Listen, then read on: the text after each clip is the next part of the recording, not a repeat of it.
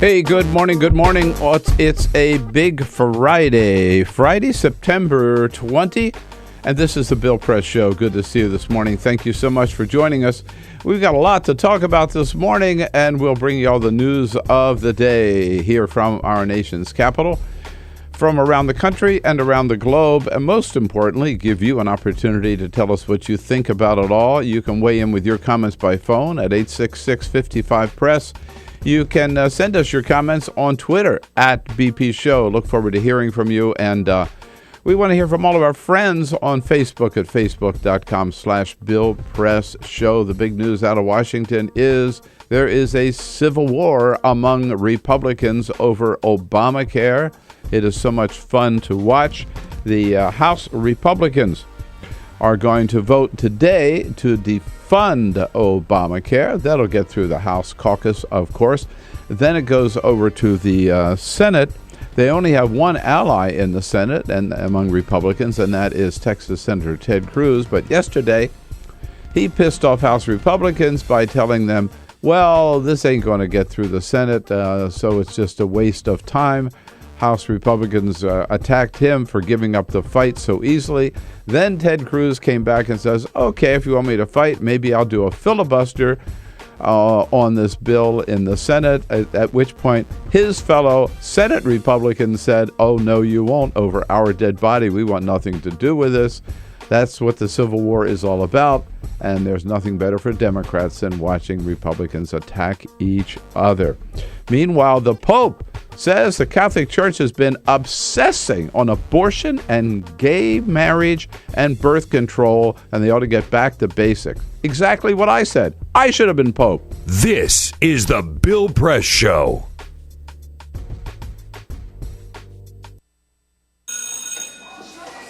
Don't look at me. Your hair's a bit frizzy today. Oh, you should pick that up.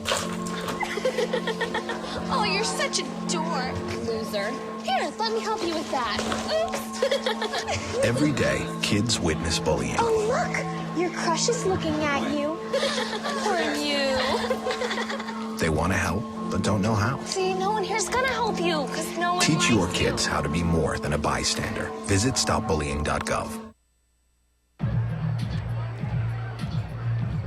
If you drive buzzed, it could cost you around $10,000.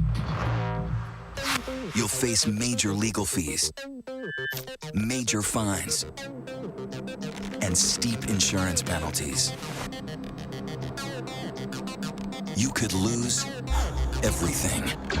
Nothing kills a buzz like getting pulled over for buzz driving, because buzz driving is drunk driving. When some people struggle with their mortgage payments, they become frozen, petrified. Not knowing what to do, they do nothing. But the people who take action are far more likely to get the most positive outcome. Making home affordable is a free government program. Call now to talk one-on-one with a housing expert about the options that are right for you. Real help, real answers, right now. Here at the GED Pep Talk Center, we have pep talkers standing by to get you motivated for your GED diploma. Text the name Terry to 69222 for a sympathetic pep talk. You show people what you really are. Or for a gentle pep talk, text the name Deborah. You know you're going to make people very proud of you. And if that's not enough, text the name Danny for an extreme pep talk. Prove everyone wrong. Show them you're the boss. Get your GED pep talk and find free GED classes. Text the name of the person you want a pep talk from to 69222.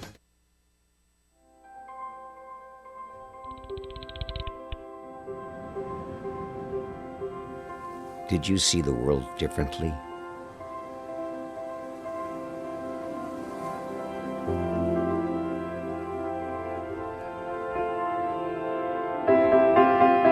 Did you celebrate the victory?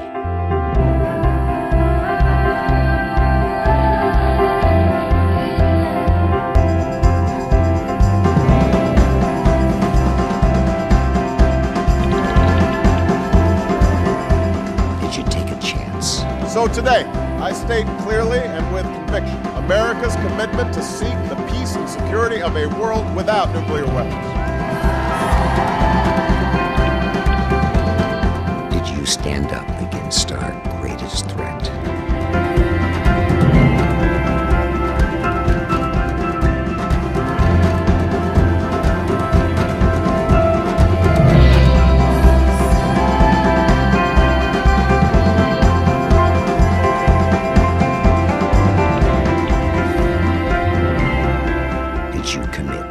Change the world.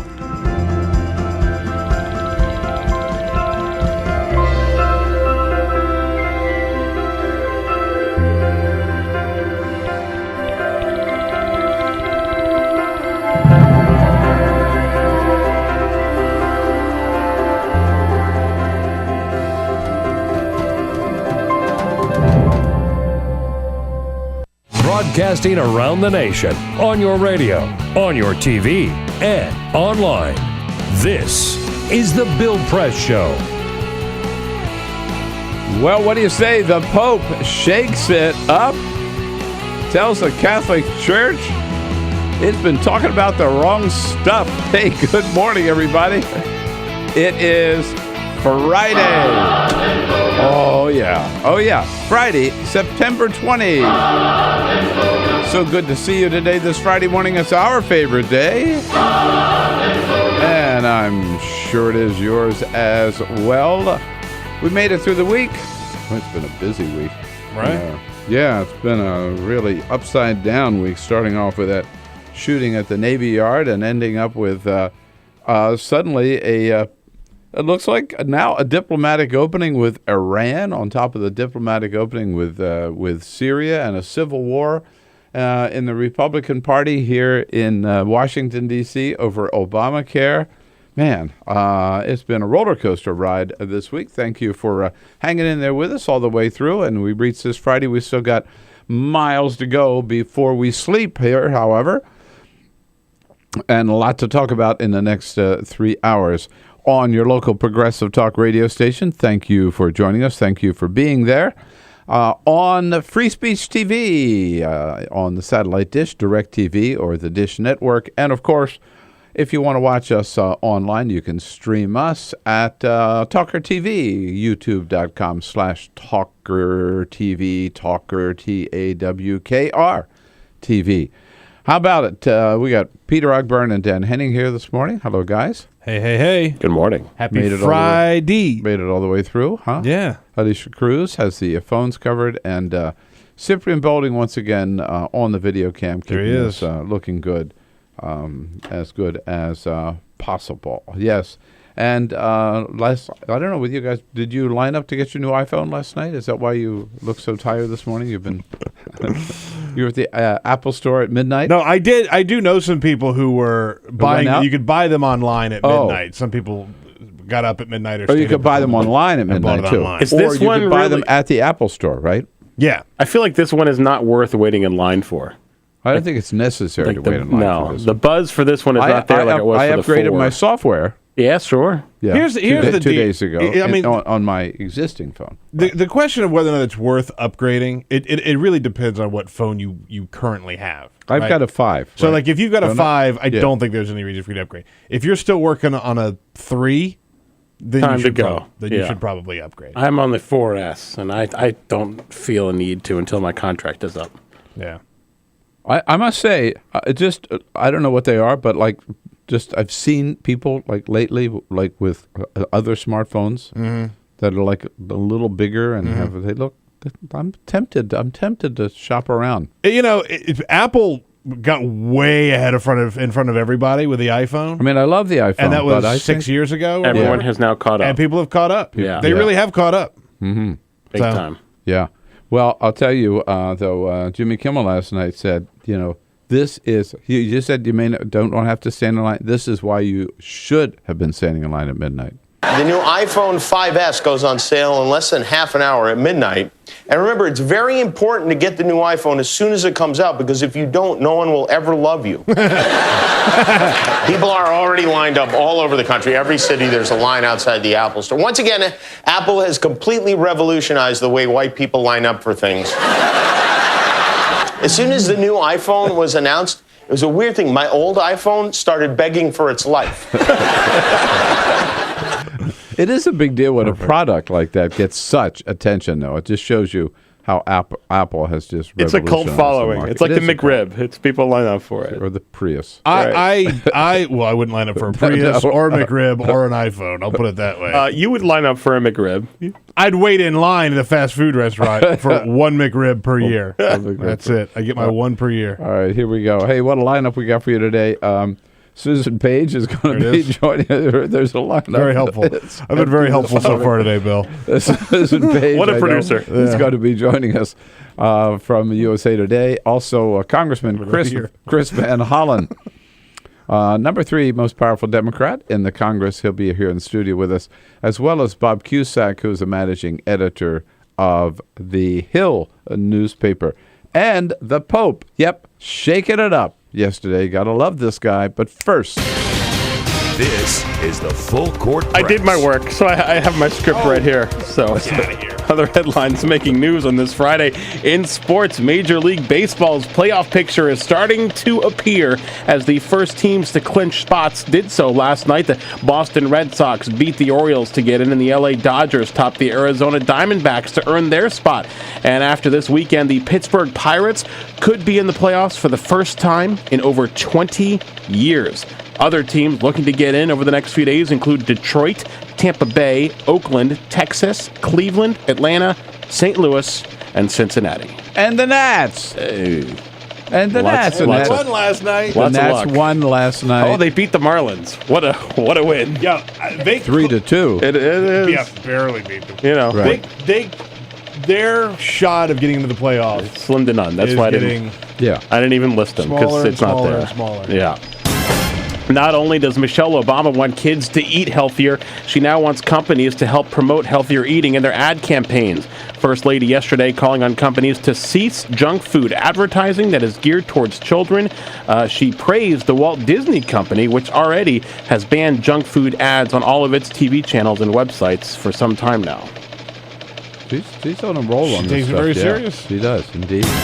And the cost to cost to send mail may be going up again very quickly. The U.S. Postal Service in dire straits. They raised rates back in January to 46 cents for a first-class stamp, but the postmaster again testifying to Congress yesterday.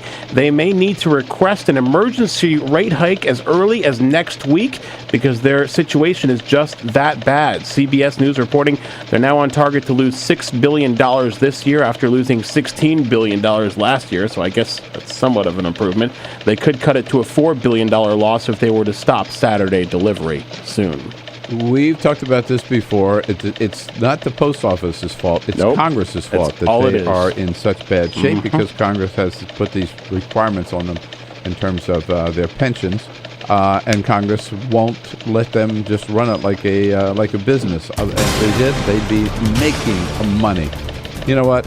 Even at 50 cents, it's still a good deal as far as I'm concerned. Get that letter from delivered, and the great job that the Postal Service does.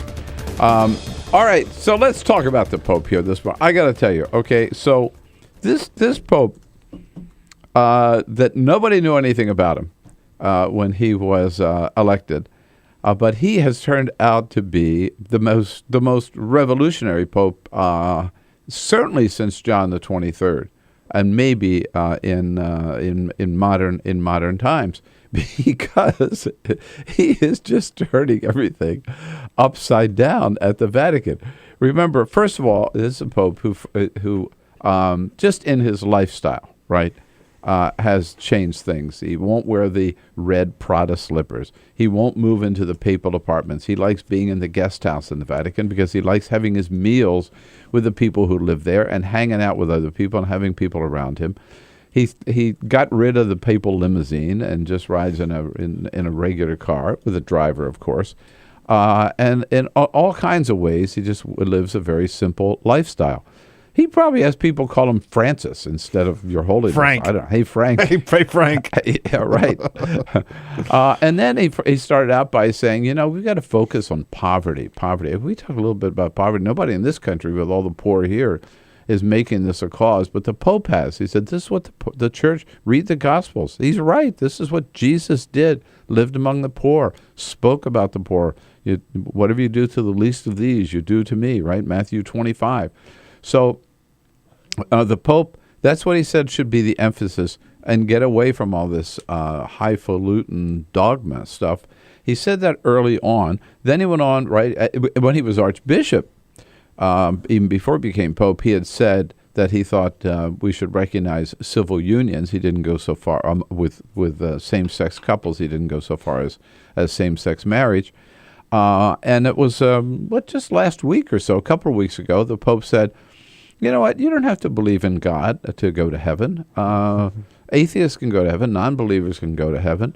Not just any people of faith, Christians or Jews or Protestants or whatever, Buddhists, but even people of no faith at all can go to heaven as long as they follow their conscience, which really raised a lot of eyebrows and made some people in the Vatican very nervous. Well, yesterday, Yesterday, he really dropped a nuclear bomb almost on the Vatican and all these stuffy old bishops and cardinals, particularly, I might add, the American bishops, who are the most conservative and the most recalcitrant of all the Catholic clergy in the world.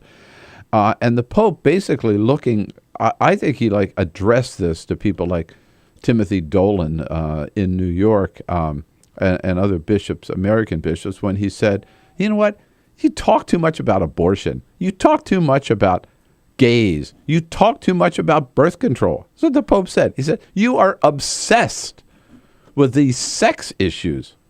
God, you know what? I have said that on this show 1,000 times. He is absolutely right. But he used the word. He said, you are obsessed with abortion. That's all you're talking about. You are obsessed with birth control. You are obsessed with talking about gays. And he said, get off it.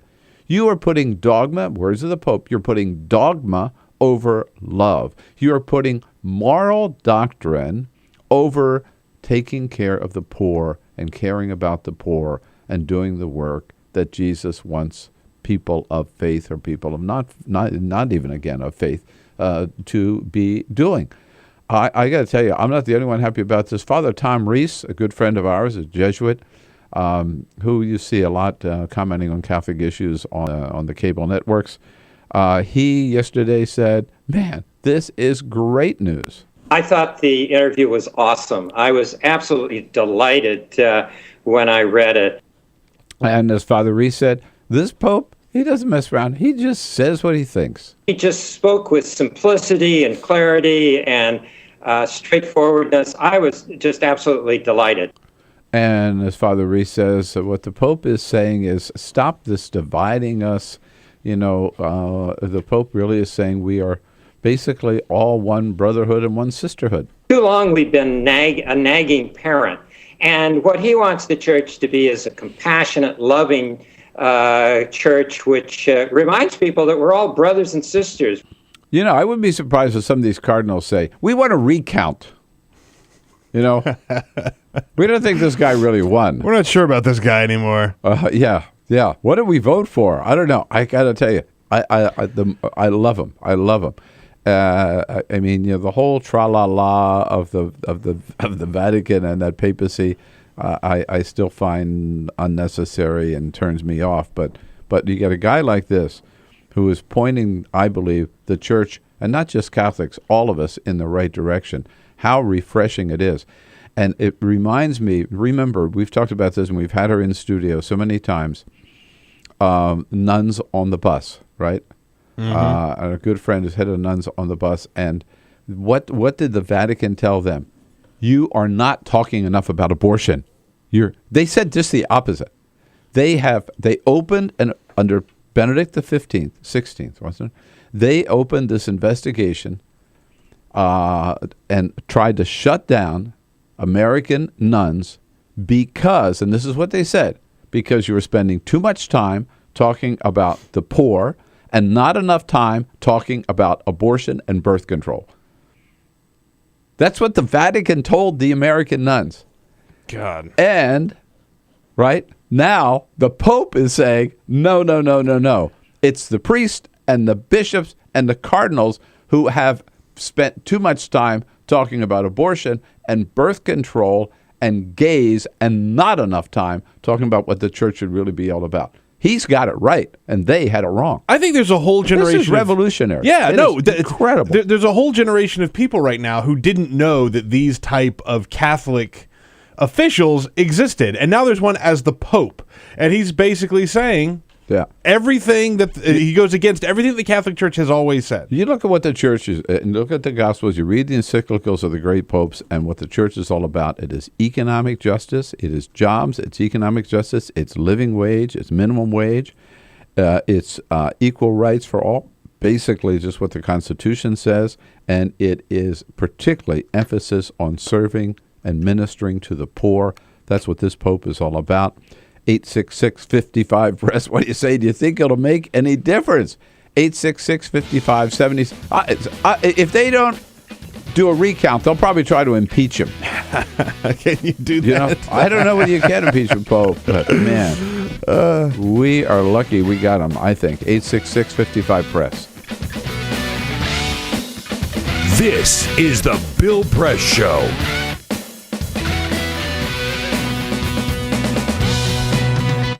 This is my computer. This is your computer. Let's go on the internet. Let's go. Click it. Yes.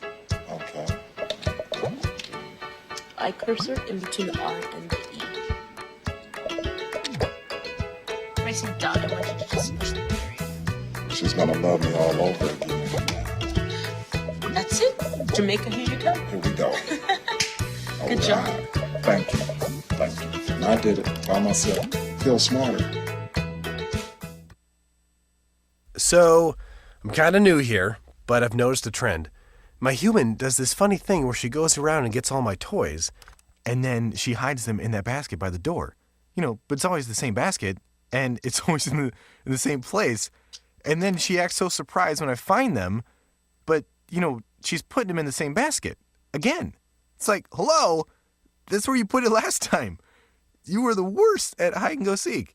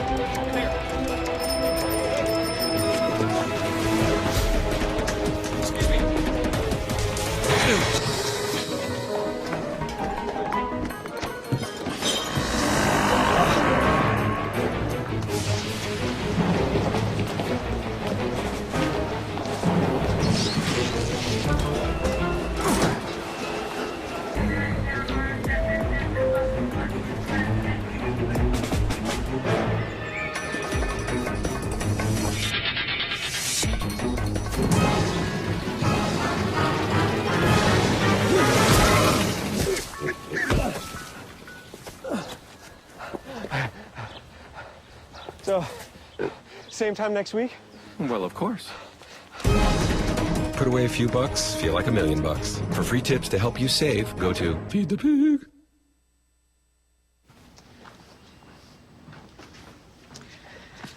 All right. I know this isn't any fun to talk about, but we should. Okay. So who's going to do what? I'll pack the dead batteries. Great. I'll only put what I don't need into a duffel bag. Perfect. That's totally unhelpful. No problem. Meanwhile, I will try to comfort everyone by speaking in a calm voice. And I'll try to get the generator going without any gas. Oh, let's not forget the cell phones, which probably won't work. Right. And who is going to handle supplies? I can forget to do a list for us. Thanks, pal. Well, I think we couldn't be any less prepared. I'm proud of you guys. Talk to your kids about who to call, where to meet, what to pack. Visit ready.gov/kids for tips and information. Hey, thanks for stopping by. I followed your character since the first episode. I'm a big fan. Big fan. Thank you. And listen, your storyline, it makes for incredible TV drama. Thing is, your drug use is very adult content. Too adult for the kids. So I'm gonna have to block you. Oh, man. Yeah. Well, have a good one. You're a nice lady.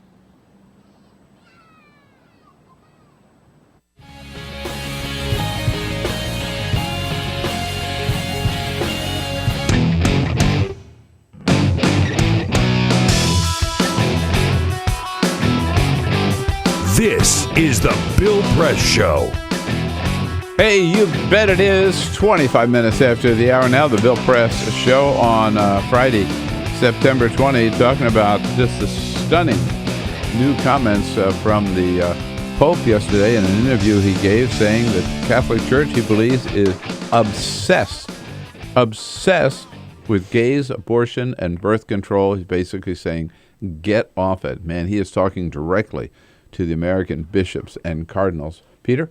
We're on Twitter at BP Show, where Michael Peterson says, finally, some common sense in the bloody church. Maybe parishioners will come back with this Pope. And Phil says, you know the old joke, the punchline, is the Pope Catholic? That might not be such a funny joke anymore after this guy gets his Pope. You can find us on Twitter at BP Show. No. I think there are a lot of cardinals around the Vatican today who are saying, is the Pope Catholic? Right. Hey, we have listeners all over the world. We even have listeners on Malta. Well, oh no, this is Malta, Illinois. I'm sorry. Hey, Vic, how are you? Welcome. Hey, not too bad. I'd just like to say that it's nice to see that they're moving into the 20th century. And, you know, after leaving the church because of my difference with their views, I'm ready to go back. I've never lost my faith in God. But I think they don't read the Bible.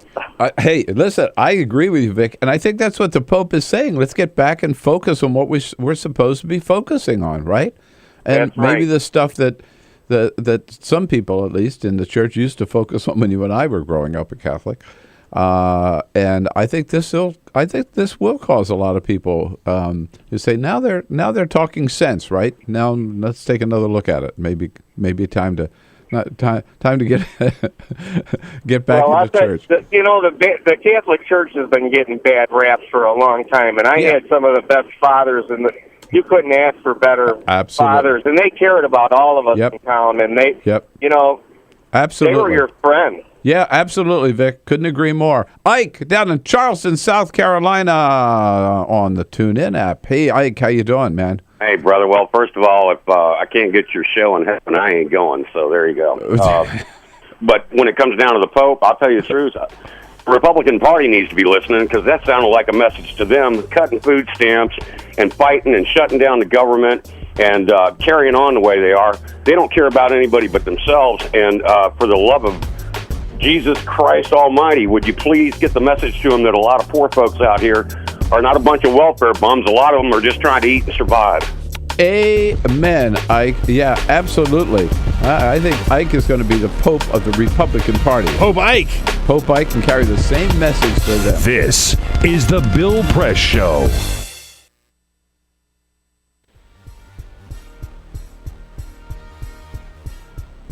We're going to take a quick break here from the Bill Press Show to talk about a book that I am reading right now. It's called The System, The Glory and Scandal of Big-Time College Football. Authors are Jeff Benedict and our guest, Armin Katayan. If you're able to watch online, you're seeing a copy of the book right here in my hot little hands. Very excited to talk to Armin Katayan, who joins us on the line. You know him. You've heard of him. You've seen his reporting, his excellent work in many different places. 60 Minute Sports on Showtime. He's CBS News correspondent. Armin, thank you so much for taking time to join us today. Well, thank you, Peter. Well, so what do you think? Do you like it? I think it's great. I think that it's been a long time since someone's written a book focused just on college football, and one that's as in-depth and smart and digs as deep as this does. And so, first of all, let me just ask you, what are some of the problems that are plaguing college football right now for someone who's watching and is not necessarily familiar with it?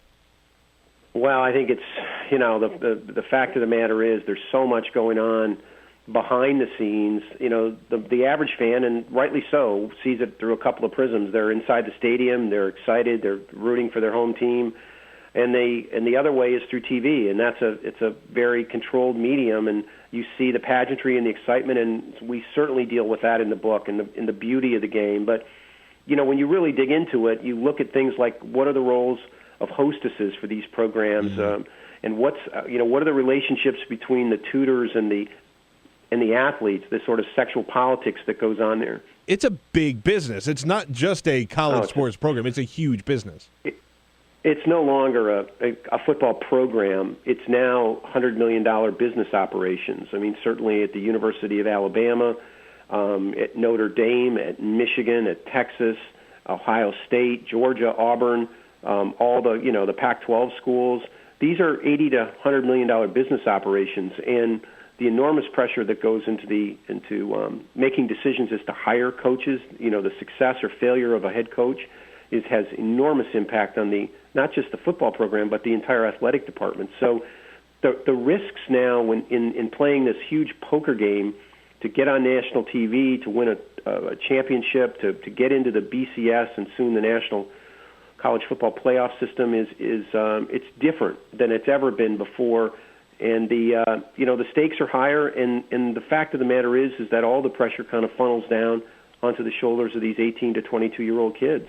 We saw Johnny Manziel early in the season or before the season started with his controversy of signing autographs. Are we ever going to be able to pay players, college players? I think you're going to see rather soon a movement to get what would be considered to be a stipend into the hands of college football players. And people like Nick Saban and Brian Kelly at Notre Dame have made clear that they want to see something that gets the full cost of education, meaning that beyond just the scholarship and tuition and room and board is some monthly stipend. So these kids can actually have a normal existence because, they're not normal college students. They are working a job 11 months out of the year. They can't afford to take a part-time job because they don't have any time to do that because of the demands of being in a major college program. So great stuff there from Army. I got to jump in because we're just out of time. The book is called The System, The Glory and Scandal of Big-Time College Football. Go get yourself a copy. It's the Bill Press Show. We'll be back with more right after this. This is the Bill Press Show.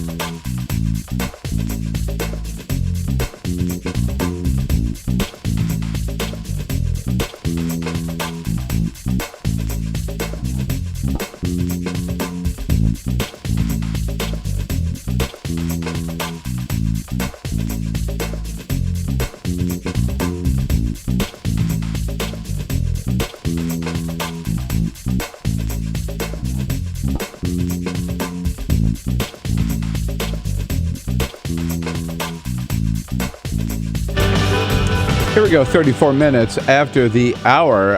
Here in Washington, D.C., a big vote today in the House of Representatives. We know Republicans will have enough votes to get it passed, but it ain't going anywhere. That's a vote to defund Obamacare, and it has erupted into a civil war here in the nation's capital among Republicans. I'm sure you've heard about it. What do you think about it? 866-55-PRESS. Remember that toll-free number. Now's a good time to use it. So here's what happened. Remember, first of all, there's a civil war. There would be inside the House Republicans, except that John Boehner surrendered and waved the white flag and refused to fight.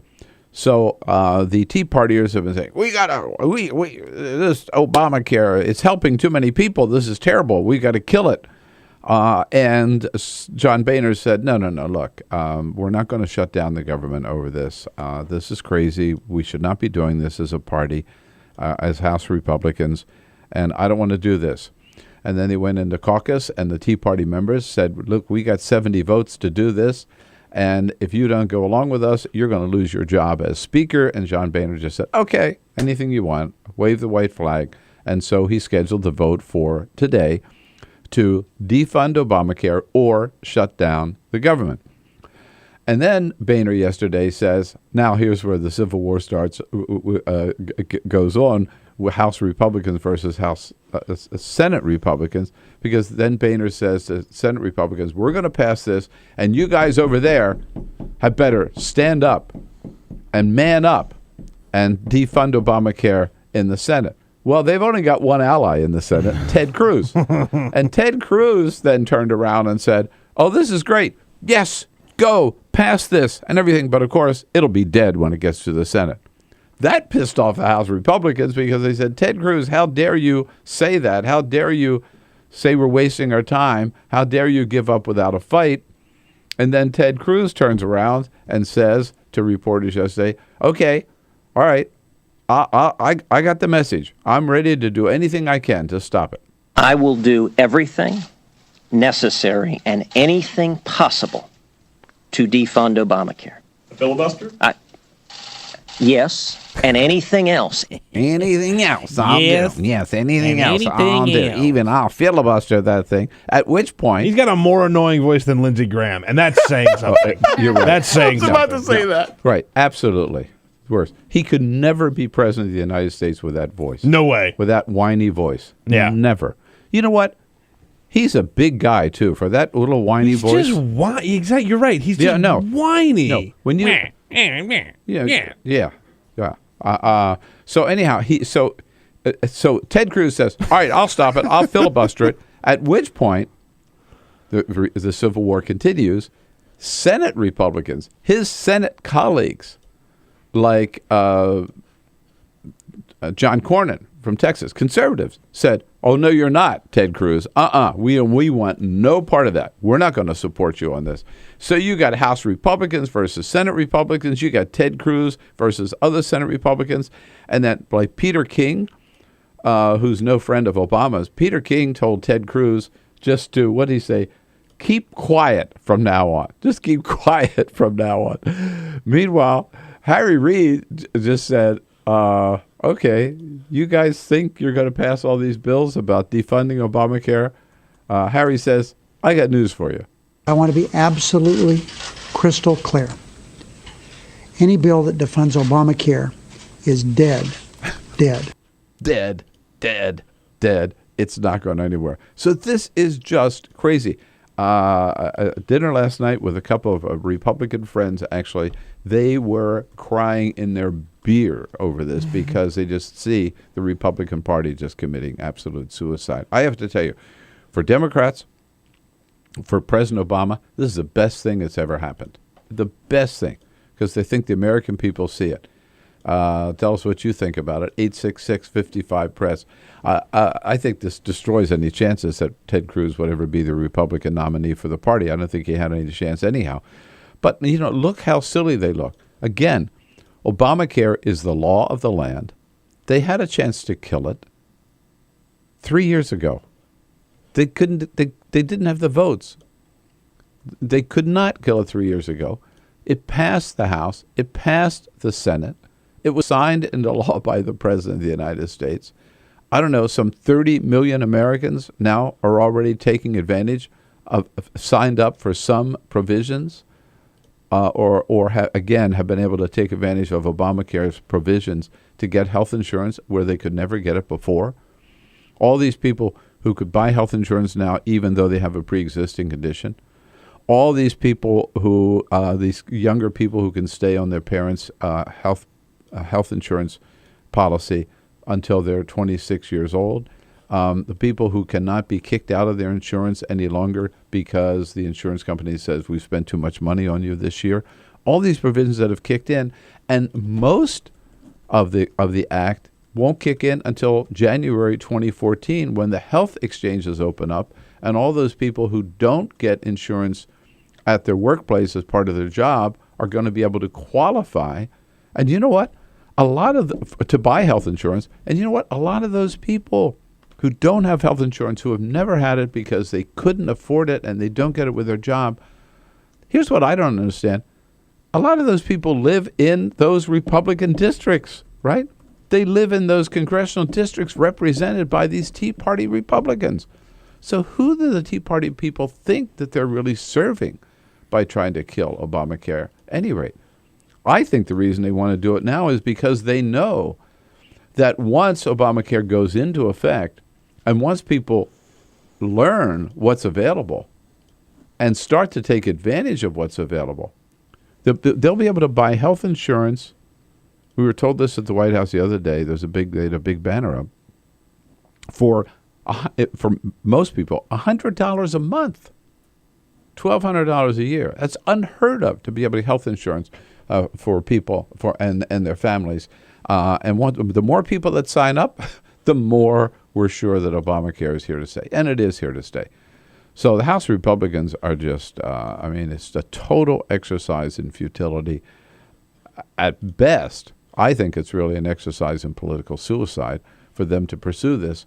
But, I think we said this yesterday. Where are the grown-ups in the Republican Party who are going to stand up and say, no, we shouldn't be doing this. No, we should not be spending all of our time, no time on immigration reform or on climate change or on education or you name it. We're going to spend all our time. Or on something that might actually happen. Yeah, we're going to spend all our time on Benghazi and defunding Obamacare. It's just not going to happen. But meanwhile, Ted Cruz has stepped in. The best part about this is that Ted Cruz is just on this blazing path of self-destruction. And you've been saying this all along, right? That when you go out there and you're a freshman and you put yourself out as being such a vocal figure, when you don't even know what you're doing, you set yourself up to step in it big time. Ted Cruz should have learned from Hillary Clinton, yes, from Al Franken, from Elizabeth Warren. You think you're a big, hot, when you come to the Senate.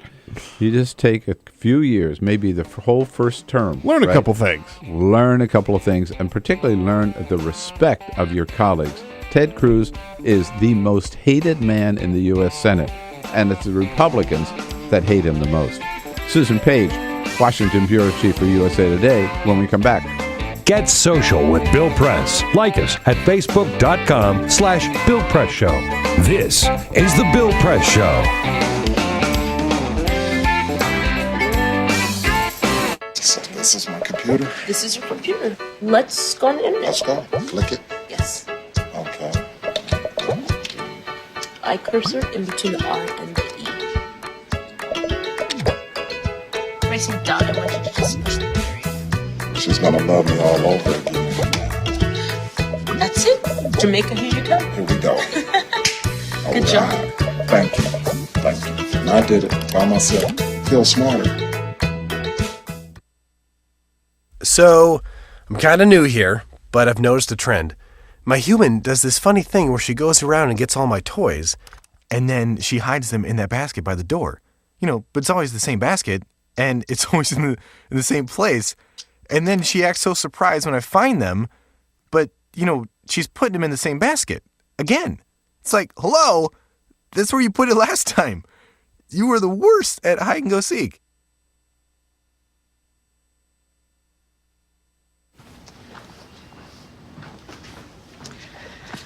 All right. I know this isn't any fun to talk about, but we should. Okay. So who's going to do what? I'll pack the dead batteries. Great. I'll only put what I don't need into a duffel bag. Perfect. That's totally unhelpful. No problem. Meanwhile, I will try to comfort everyone by speaking in a calm voice. And I'll try to get the generator going without any gas. Oh, let's not forget the cell phones, which probably won't work. Right. And who is going to handle supplies? I can forget to do a list for us. Thanks, pal. Well, I think we couldn't be any less prepared.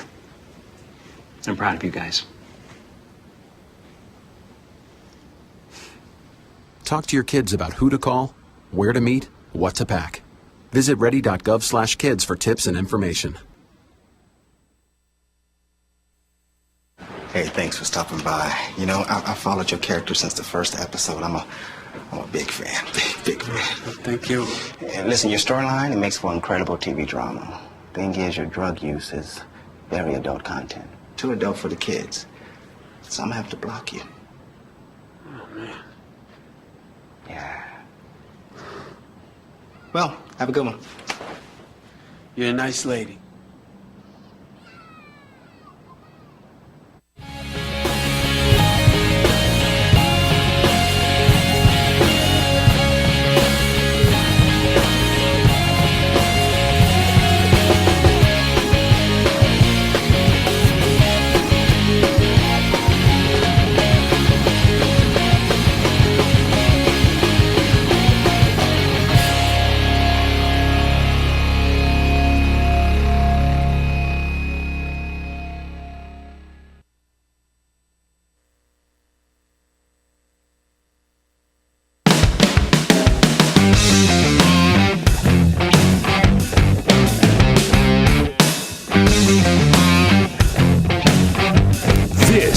is the Bill Press Show.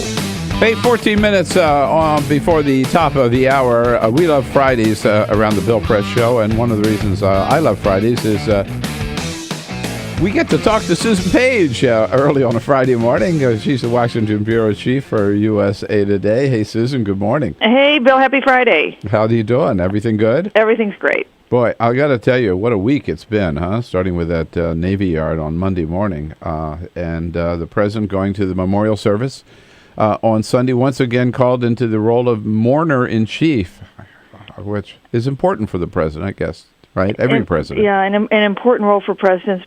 And you know, one thing that surprised me in the aftermath of that shooting is the absence of a debate being sparked on gun laws. There's been, correct me if I'm wrong, there's been almost no discussion of that, no sense that this is a possibility. No, you're right. And, we raised it, your colleague, of course, David Jackson, and I at the briefings, and we raised it 2 or 3 days in a row with Jay Carney, and the White House just didn't want to go there. It's almost like events like this have become the new normal, right? And in a sense, there was a sense last year after Newtown that it was going to be different. That tragedy touched so many Americans' hearts. But, we're at this point where advocates of gun control continue to talk about it, but it just doesn't seem to get any traction. No, and a lot of our callers made and viewers made the comment that if we didn't do anything after Newtown, we're not going to do anything after Navy Yard. So, don't even talk about it. Yeah. Don't even try. But how do you like? So we end up the week, right, with this little civil war in the Republican Party over Obamacare. Ted Cruz kind of stepped in it yesterday, didn't he? It's like they're wrapping gifts for the Democrats. You know? Yeah. It's like bad for the country, dangerous for the economy, maybe good for the Democrats. Good for the Democrats. You and I've seen a lot of people come to the Senate over the years, and there seems to be a rule that Ted Cruz never learned, right?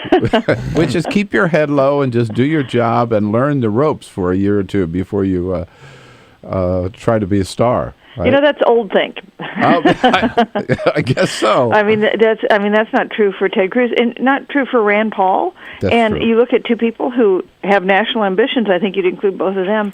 You'd have to. Right. Yeah. I must admit, I think Rand Paul has handled it more skillfully than Ted Cruz. Well, Rand Paul's been an interesting senator. I think actually people have gained some respect for him on kind of standing from principles that the filibuster he waged. It's been interesting. I think attitudes in Washington about Rand Paul have undergone some shift since he got here. Yeah, and it's interesting to see he's endorsing and supporting Mitch McConnell, right? And of course, McConnell opposed him in the primary. Yeah. Ted Cruz does not feel compelled to support his fellow Senator John Cornyn in his race in Texas. Yeah. So I noticed in the paper this morning you sat down with our good friend Deborah Wasserman Schultz yesterday. I did. And on what issues and what she had to say? She said that Congress was hurtling toward a shutdown, and she talked about the fact that if you want to know who's in control of the House of Representatives, it's not Speaker John Boehner, it's the Tea Party faction of his caucus. And I said, so do you feel just a little sorry for John Boehner given all his troubles? And she said, no. Well, it's pretty clear after this week that the Tea Party members of the Republican caucus are driving the car here, don't you think? Yeah, absolutely. On this vote, the vote that they're having today is not a vote that John Boehner originally wanted. He said that. And it's not clear exactly how he, having been unable to navigate his way around this, it's unclear how he gets himself out of it. Whether after having today's vote, voting to defund Obamacare, having the Senate reject that, we expect, sending it back to the House, will that be enough to get it through without defunding Obamacare, which, of course, is not going to happen. That would lead to a government shutdown. The president won't go along with that. Senate Democrats won't go along with that. It's an impasse. Well, do you believe that? And after talking to Debbie Wasserman Schultz and seeing other members of Congress here, do you believe that we are headed toward a shutdown, or they'll avoid it again at the last minute? We've still got a couple days. We've got almost 2 weeks to avoid it. in Washington speak, that's about a year and a half. It's a lifetime. Yeah, so, yeah, I think there are ways to avoid it. But is it possible we're heading that direction? I mean, absolutely. I don't even know what odds I'd put on it now. What odds would you put on a shutdown? Look, I have to tell you, I think that that there are enough crazy people now in the Congress that we could have a shutdown. I guess I'd put 70% maybe. Voting on the crazy That is high? often the safe option when you're talking about Congress. But you say we have a lot of time. That is true. But, they do this vote today, then they leave. They don't come back until next Wednesday, right? And then they're here Wednesday through Friday. And then we're into the Armageddon week, right? Right. So it's, I don't know.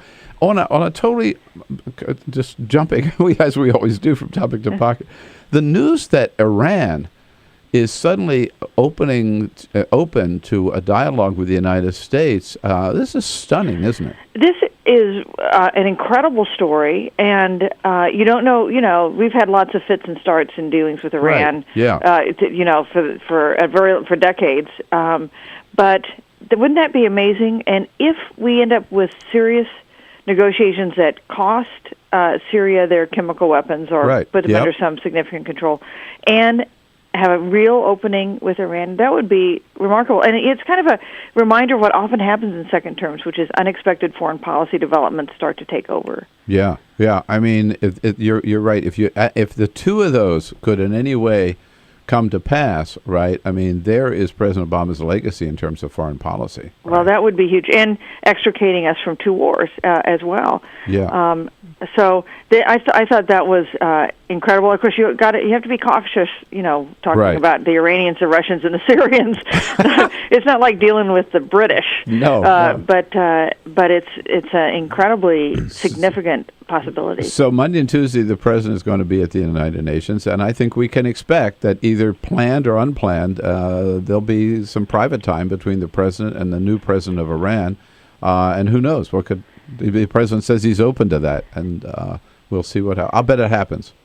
Yep. It'd be worth that. You'd want to be in that meeting. Boy, would you ever? Okay. All right, Susan. Have a great weekend. Thank you for your time again this morning. Always great to talk to you. Thanks, Bill. Susan Paige at USA Today, Washington Bureau Chief, usatoday.com.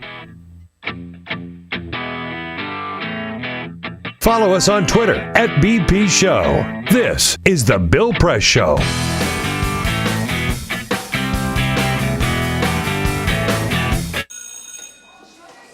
Don't look at me. Your hair's a bit frizzy today. Aww, you should pick that up. Oh, you're such a dork, loser. Here, let me help you with that. Oops. Every day, kids witness bullying. Oh, look. Your crush is looking at you. Poor you. They want to help, but don't know how. See, no one here's gonna help you, because no one Teach likes your you. kids how to be more than a bystander. Visit stopbullying.gov. If you drive buzzed, it could cost you around $10,000. You'll face major legal fees, major fines, and steep insurance penalties. You could lose everything.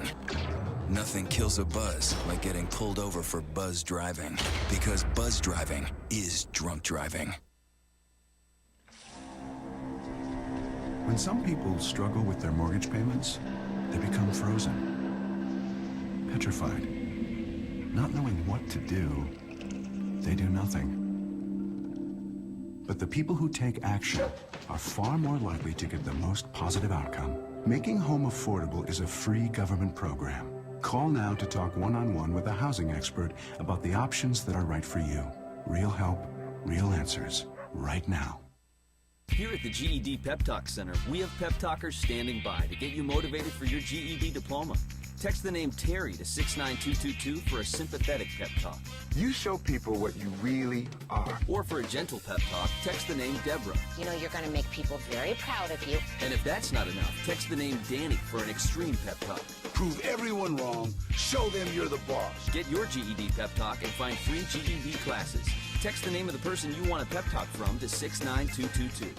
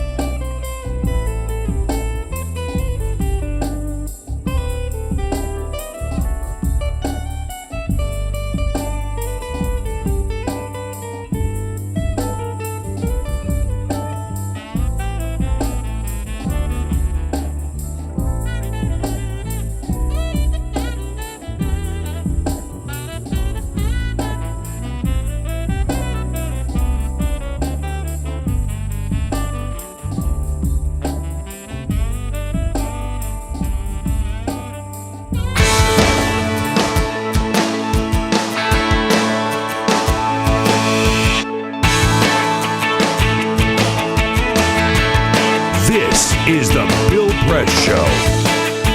In the next hour, Jim Miklazewski, NBC Pentagon correspondent, joining us at the top of the hour, and then James Salt from Catholics United to talk more about the Pope. And I got to tell you, O.J. Simpson, miscarriage of justice. George Zimmerman, Trayvon Martin case, miscarriage of justice. And yesterday, miscarriage of justice. Tom DeLay, the Hammer, got off. I'll tell you. Yep. A Texas appeals court overturned his conviction on state money laundering charges. And you know that guy was guilty as sin. And he has fought it. It just shows if you got enough money, you can buy the best lawyers in town. You can get away with crime. This is the Bill Press Show. You wouldn't let money just blow out of your house. So when your AC or heater is on, make sure the doors, windows, and fireplace flue are shut tight. If you're headed out, turn down the AC or lower the heat by 10 degrees. And always keep your water heater set at 120. A little bit of common sense goes a long way. Get more great tips at energysaver.gov. So, I'm kind of new here, but I've noticed a trend. My human does this funny thing where she goes around and gets all my toys, and then she hides them in that basket by the door. But it's always the same basket, and it's always in the same place. And then she acts so surprised when I find them, but, she's putting them in the same basket. Again. It's like, hello, that's where you put it last time. You were the worst at hide and go seek.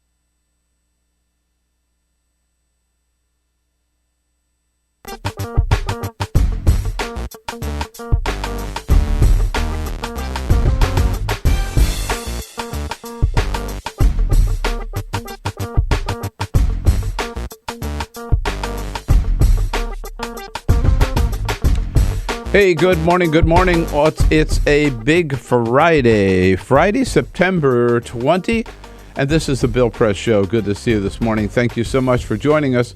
We've got a lot to talk about this morning, and we'll bring you all the news of the day here from our nation's capital, from around the country and around the globe, and most importantly, give you an opportunity to tell us what you think about it all. You can weigh in with your comments by phone at 866-55-PRESS.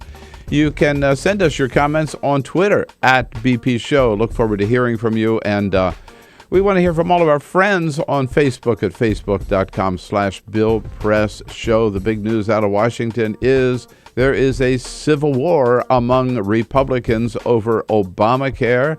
It is so much fun to watch. The House Republicans are going to vote today to defund Obamacare. That'll get through the House caucus, of course. Then it goes over to the Senate. They only have one ally in the Senate and among Republicans, and that is Texas Senator Ted Cruz. But yesterday, he pissed off House Republicans by telling them, well, this ain't going to get through the Senate, so it's just a waste of time. House Republicans attacked him for giving up the fight so easily.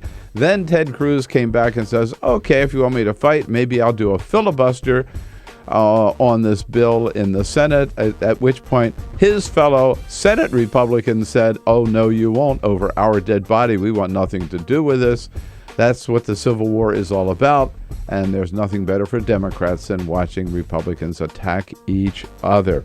Meanwhile, the Pope says the Catholic Church has been obsessing on abortion and gay marriage and birth control, and they ought to get back to basics. Exactly what I said. I should have been Pope. This is the Bill Press Show. Don't look at me. Your hair's a bit frizzy today. Oh, you should pick that up. Oh, you're such a dork, loser. Here, let me help you with that. Oops. Every day, kids witness bullying. Oh, look. Your crush is looking at you. Poor you. They want to help, but don't know how. See, no one here's gonna help you, because no one Teach your likes kids how to be more than a bystander. Visit stopbullying.gov. If If you drive buzzed, it could cost you around $10,000. You'll face major legal fees, major fines, and steep insurance penalties. You could lose everything. Nothing kills a buzz like getting pulled over for buzz driving, because buzz driving is drunk driving. When some people struggle with their mortgage payments, they become frozen, petrified. Not knowing what to do, they do nothing. But the people who take action are far more likely to get the most positive outcome. Making home affordable is a free government program. Call now to talk one-on-one with a housing expert about the options that are right for you. Real help, real answers, right now. Here at the GED Pep Talk Center, we have pep talkers standing by to get you motivated for your GED diploma. Text the name Terry to 69222 for a sympathetic pep talk. You show people what you really are. Or for a gentle pep talk, text the name Deborah. You know you're going to make people very proud of you. And if that's not enough, text the name Danny for an extreme pep talk. Prove everyone wrong. Show them you're the boss. Get your GED pep talk and find free GED classes. Text the name of the person you want a pep talk from to 69222.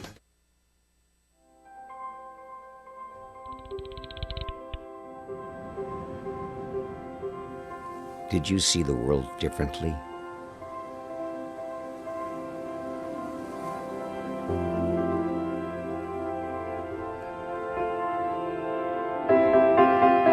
Did you celebrate the victory?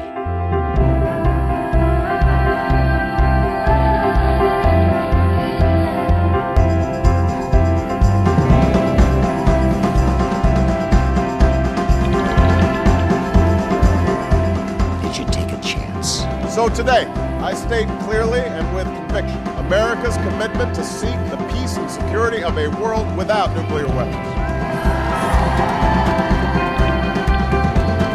Did you stand up against our greatest threat?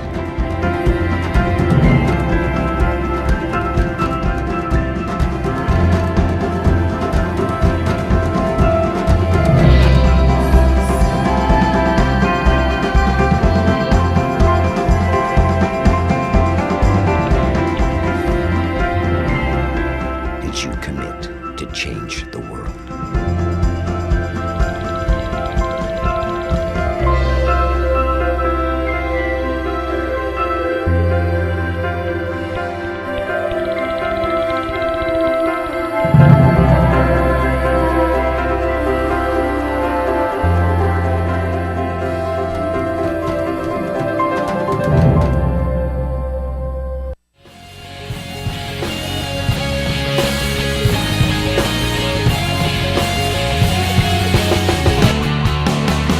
Broadcasting around the nation, on your radio, on your TV, and online.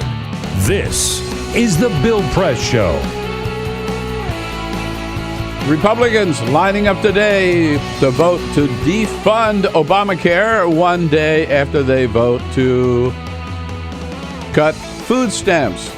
Yeah, let's make it tougher on the poor in this country. That's their slogan. Good morning, everybody. What do you say? It is Friday, September 20. Welcome to the Bill Press Show. Good to have you with us. Great to see you today as we end up the week, but still with a lot to talk about here on the Bill Press Show. We'll let you know what's going on here in our nation's capital, around the country, around the globe. And then we'll open up the phone lines and the social media and get your comments, give you a chance to tell us what you think about it all. You know how to do so. Give us a call at 866-55-PRESS. That's our toll-free number. Join us on Twitter at BP Show and on Facebook at facebook.com/BillPressShow. We've got the news covered here with the help of our team, Peter Ogburn and Dan Henning, on a Friday morning. Yes, sir. Good morning. Bring up the week. Alicia Cruz standing by to take your phone calls, and Cyprian Bolding keeping his eye on the action here in the studio and bringing it to you on the video cam. Because in addition to coming to you live on your local progressive talk radio station, this radio show is also seen on Free Speech TV if you're lucky enough to have a satellite dish, you can go to Dish Network or the DirecTV. Sorry, blanking. And you can also watch on your computer. Watch online at TawkrTV, youtube.com/Tawker, TAWKR, TawkrTV. And by the way, when you're there at TawkrTV, there's a chat room. You can join in the chat room with people that are watching the show. It's great. You know what's really interesting is that every day there are more and more people watching on TawkrTV from more and more different countries around the world. I mean, yeah, every day we can tell people in Saudi Arabia, in Belgium, in Belarus, what the hell they're doing. We welcome you. We love you. Thank you. Welcome, bienvenue. Yeah. Howdy, y'all. I haven't seen too many from France. Why not here? Yeah, come on. Come on, France. Or Mexico. Bring it. All right. So, but multicultural. That's kind of fun. So the International Bill Press Show. The International House of Press. Yeah. How about IHOP. You know, last week at the Come on. I like that. I stole that from Cyprian. By the way. Oh God. Give him credit for that. When I went to the party last week celebrating the return of Crossfire, I ran into Caroline Kennedy. I was surprised to see her there. And I said, wait, I thought you were in Japan. You were already named the ambassador to Japan. She said, no, I haven't had my confirmation hearing yet. Well, she had it yesterday. And she talked about her job and, her daddy's job. I'm conscious of my responsibility to uphold the ideals that he represented. A deep commitment to public service, a more just America, and a more peaceful world. A very classy lady. She'll do a great job as our new ambassador to Japan. She is sure to get confirmed. We're going to start out the hour with Jim Miklazewski from NBC News at the Pentagon. Congressman Chris Van Hollen will be here in studio with us as well in the next hour and then later this hour, James Salt from Catholics United, talking about the pretty revolutionary new statements by the Pope. But first, this all right, Dan, is what do you got? Court Press. Other headlines making news on this Friday. NBC's Ann Curry jumped back into the spotlight yesterday with a big scoop. Big time. She landed the first interview with the new president of Iran. It aired yesterday, which no doubt has CNN's Christiane Amanpour upset. She had been promoting an upcoming sit-down with Hassan Rouhani this week, but was beat to the punch on the air date. It is Curry's biggest on-air win, likely, since leaving the Today Show last year. She hasn't had a whole lot of on-air wins. But this was a big scoop. Yeah. We may never find out who won the $400 million Powerball jackpot this week, the game's fourth highest ever. The ticket, which offers a $223 million one-time payment, of course, was purchased in South Carolina. That state does not require public identification of lottery winners, which many other states do. The Murphy Express gas station owner where the ticket was purchased said he could likely figure out who won it by looking at security footage, but he tells USA Today he thinks the holder of that winning ticket has a right to privacy. That's interesting. Yeah. I didn't know that. So we may never know. That whole thing was put into motion because there were so many people whose lives just got ruined when it came out public. Yeah. And the world's fastest runner is now having second thoughts over his planned retirement. Olympic star Usain Bolt has announced a couple months ago he was calling it quits after the 2016 Summer Games in Rio when he turns 30. But the Telegraph is reporting that after hearing from his fans who thought he was retiring too early and having a long talk with his coach, Bolt is now thinking of extending his professional running career past Rio. Well, if he could still do it, why not? Right? Absolutely. Yeah. 30 sounds young to me. I'm no runner. All right. Dan, thank you. Yes, indeed. President Obama on Sunday will speak. It was announced by the White House yesterday at a memorial service for the 12 victims of the massacre at the Navy Yard last Monday morning. Meanwhile, we're learning more and more about the gunman, Aaron Alexis.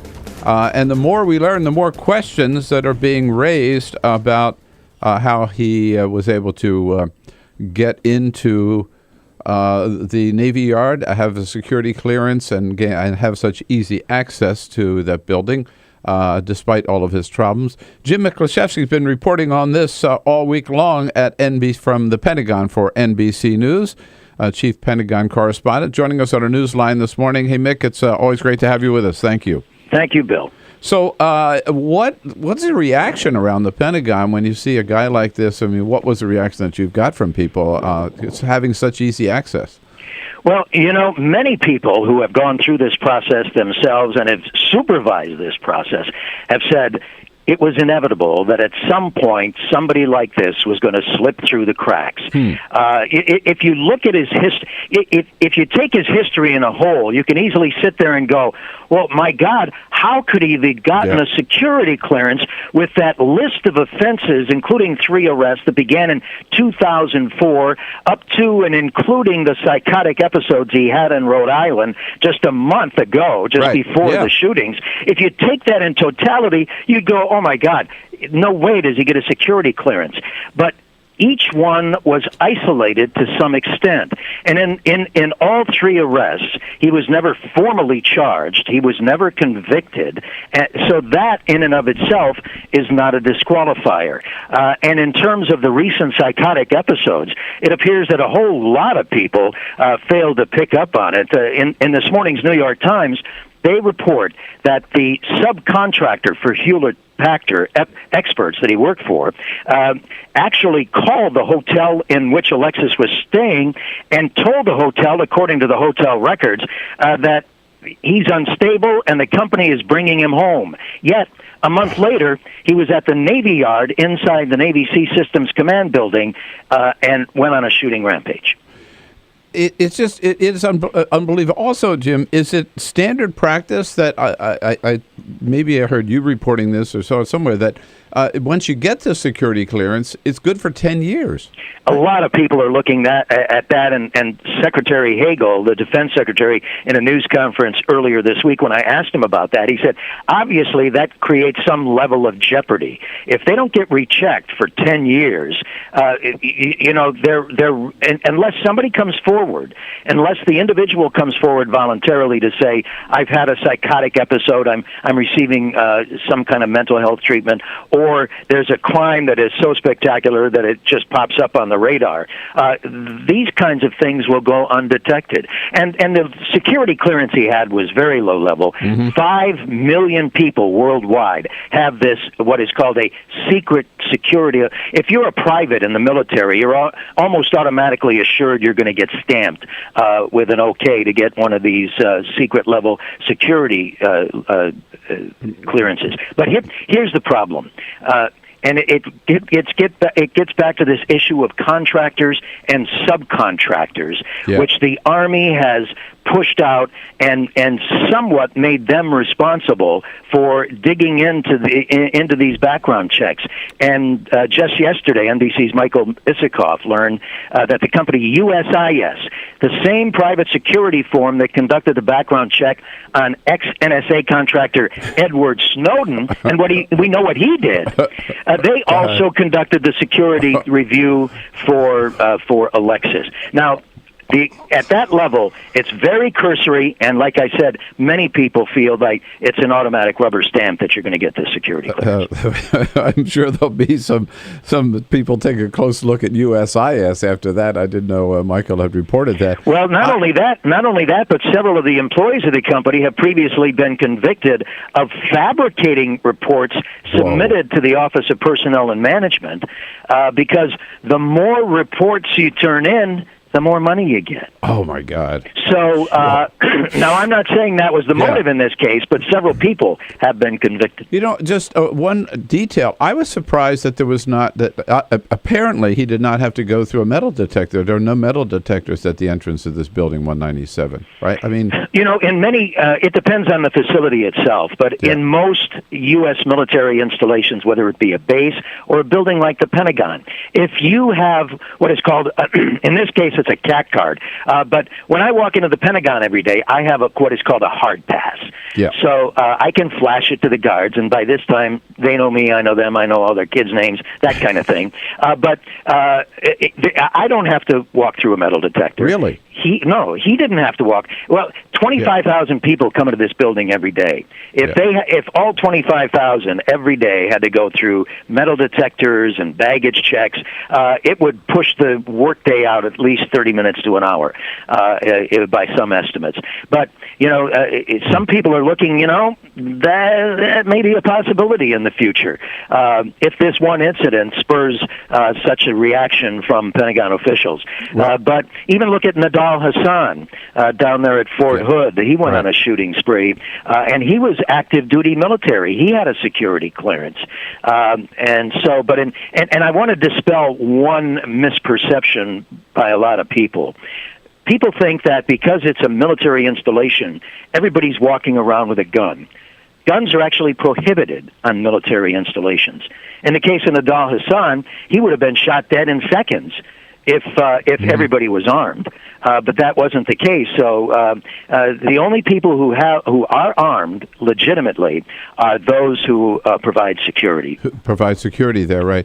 The other thing that I think this showed us that maybe a lot of people weren't aware of, I wasn't aware of, is the number of civilian contractors, civilian employees that work at these Navy bases. Like in this building, all the victims were civilian employees, no military.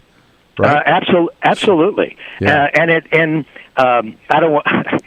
Donald Rumsfeld gets a lot of blame for a lot of things, but that was one of his initial projects, even before 9/11, was why are we spending all this money and providing benefits for all these federal employees when a lot of these jobs, and they are day-to-day sort of workplace, office kind of jobs. Why don't we just push that off on private contractors, which in the end, I'm not sure it's the case, I've never seen any data on it, but which in the end he argued would be much cheaper. And so there has been this huge explosion of private contractors, a lot of private contractor fraud, a lot of business and political cronies who suddenly came up.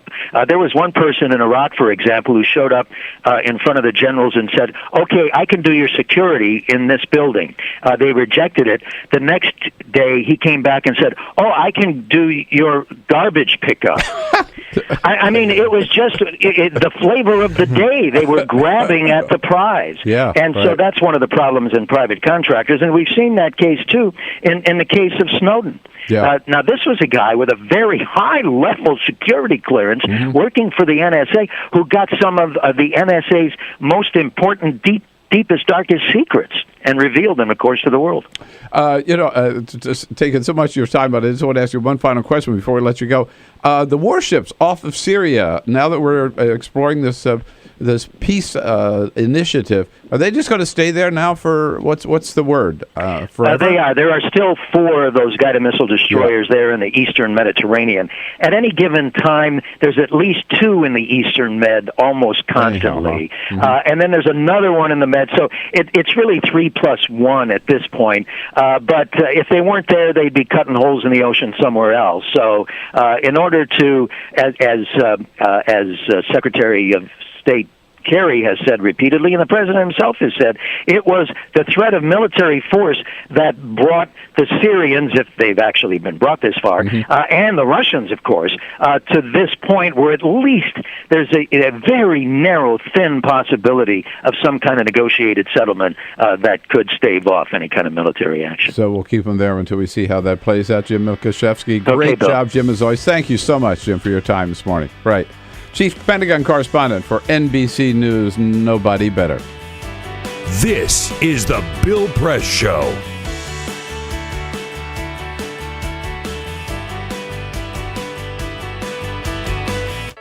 This is my computer. This is your computer. Let's go on the internet. Let's go. Click it. Yes. Okay. I cursor in between the R and the E. Pressing down, I want you to just push the period. She's gonna love me all over again. That's it. Jamaica, here you go. Here we go. Good job. Thank you. Thank you. And I did it by myself. Feel smarter. So, I'm kind of new here, but I've noticed a trend. My human does this funny thing where she goes around and gets all my toys, and then she hides them in that basket by the door. but it's always the same basket, and it's always in the same place. And then she acts so surprised when I find them, but, she's putting them in the same basket again. It's like, hello, that's where you put it last time. You were the worst at hide and go seek.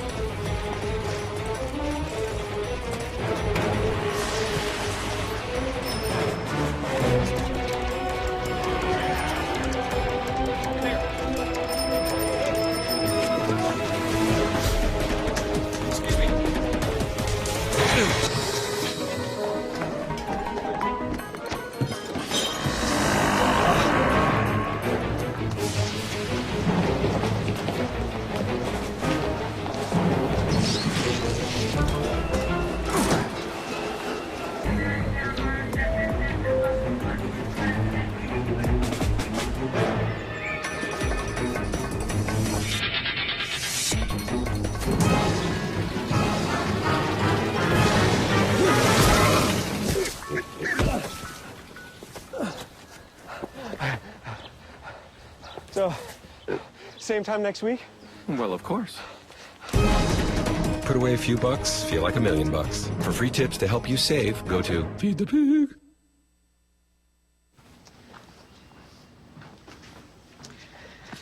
All right.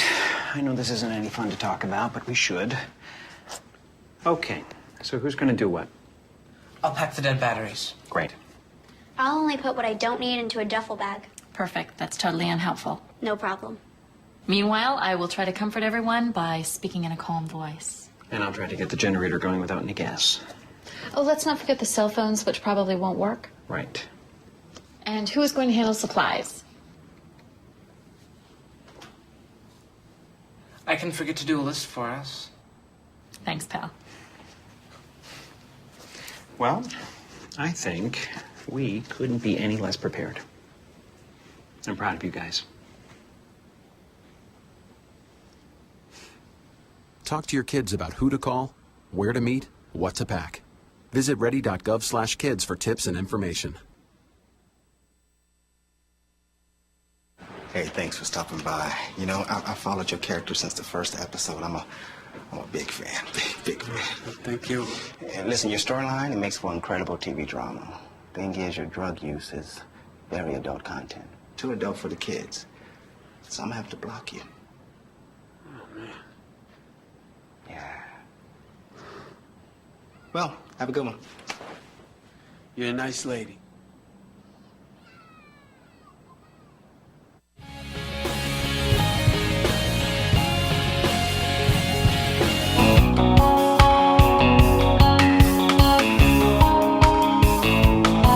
This is the Bill Press Show. All right, 26 minutes after the hour here.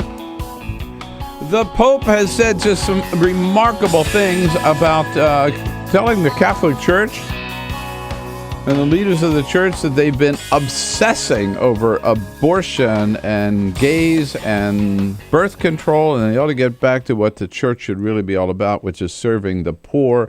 James Salt from Catholics United will be here in studio with us in the next half hour to talk about that. And, of course, we will take your calls. Meantime, a little big news, about Fox News yesterday. Gretchen Carlson dropped in on Brian Kilmeade's radio show and let the cat out of the bag. Gretchen Carlson's in, dressed casual, Wait a minute. very nice. Nobody's going to recognize me because not only am I dressed casually, I have on pants. Well, okay? pants. Now, pants were not allowed on Fox and Friends, remember? Yeah, what happened with that? So I have jeans on, Brian. Welcome to the new Gretchen. Wow, look at that. Are you going to be jeans on your show when you start? You just never know. You might be the jean show. It might be jeans be a requirement. I know. See, this is something that you always said on Fox and Friends. You always like to be shirtless. Right. Yeah. And sometimes you actually suggested that for me. Right, which is interesting. I don't think they wouldn't carry that for the West Coast on the delay. Weird. Yeah. Well, so you never know what I'm going to show up in. Yeah. I mean, we have a similar rule. We don't wear pants either. No. Well, sometimes we don't. Right. When we're in Vegas, we don't. That's right. Yes. Sorry, Cyprian. All right. Yeah, big news on the House floor yesterday. They voted, Republicans, as threatened, voted to cut food stamps. Yeah, we've talked billion. about this all throughout the week. And yesterday, Jackie Spear, Congresswoman from California, friend of the show, who's been in here many times, she singled out members of Congress, not directly by name, but by some of the trips that they've taken and some of the perks that they've received. In fact, she talked about one Republican who's trying to cut food stamps who took a trip to Russia. And as she's talking about that, she whips out a bottle of vodka, a can of caviar, and a plate of steak and says, now I'm sure when you were over in Russia, you had your fair share of steak, vodka, and even caviar. Oh, good for her. She didn't call out Steve King from Iowa by name, but everyone knew that's who she was talking about. Steve King from Iowa. Steve King, who took the Russian trip. Good for Jackie Spear. What hypocrites. It's like that guy who voted against food stamps who gets $8.9 million in subsidies for cotton. This is the Bill Press Show.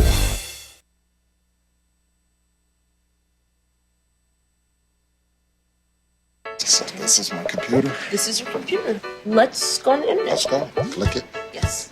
Okay. I cursor in between the R and the E. Racing dog, I want you to just push the period. She's gonna love me all over again. That's it. Jamaica, here you go. Here we go. Good job. Thank you. Thank you. And I did it by myself. Feel smarter. So, I'm kind of new here, but I've noticed a trend. My human does this funny thing where she goes around and gets all my toys, and then she hides them in that basket by the door. But it's always the same basket, and it's always in the same place. And then she acts so surprised when I find them, but, she's putting them in the same basket. Again. It's like, hello, that's where you put it last time. You were the worst at hide and go seek.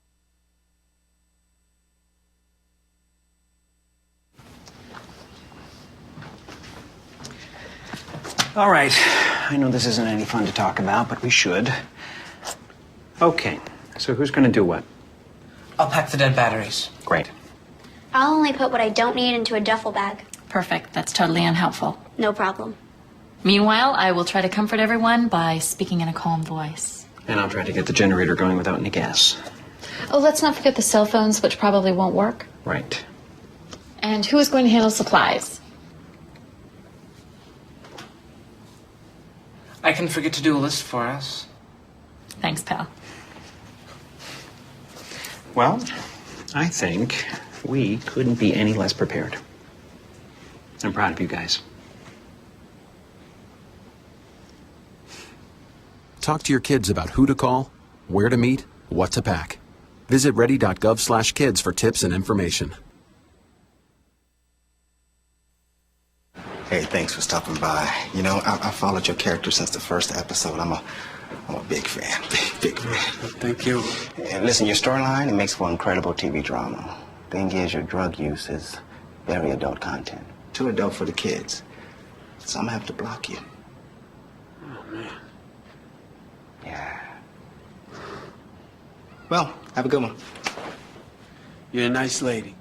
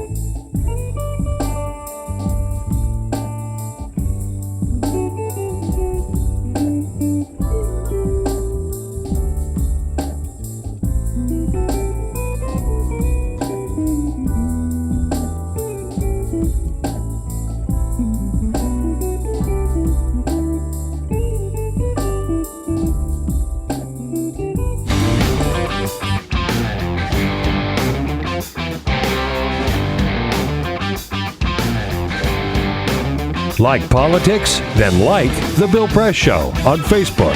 This is The Bill Press Show. All right. You got it. 33 minutes after the hour. Happy Friday, September 20. Here on The Bill Press Show, we are coming to you live on your local progressive talk radio station.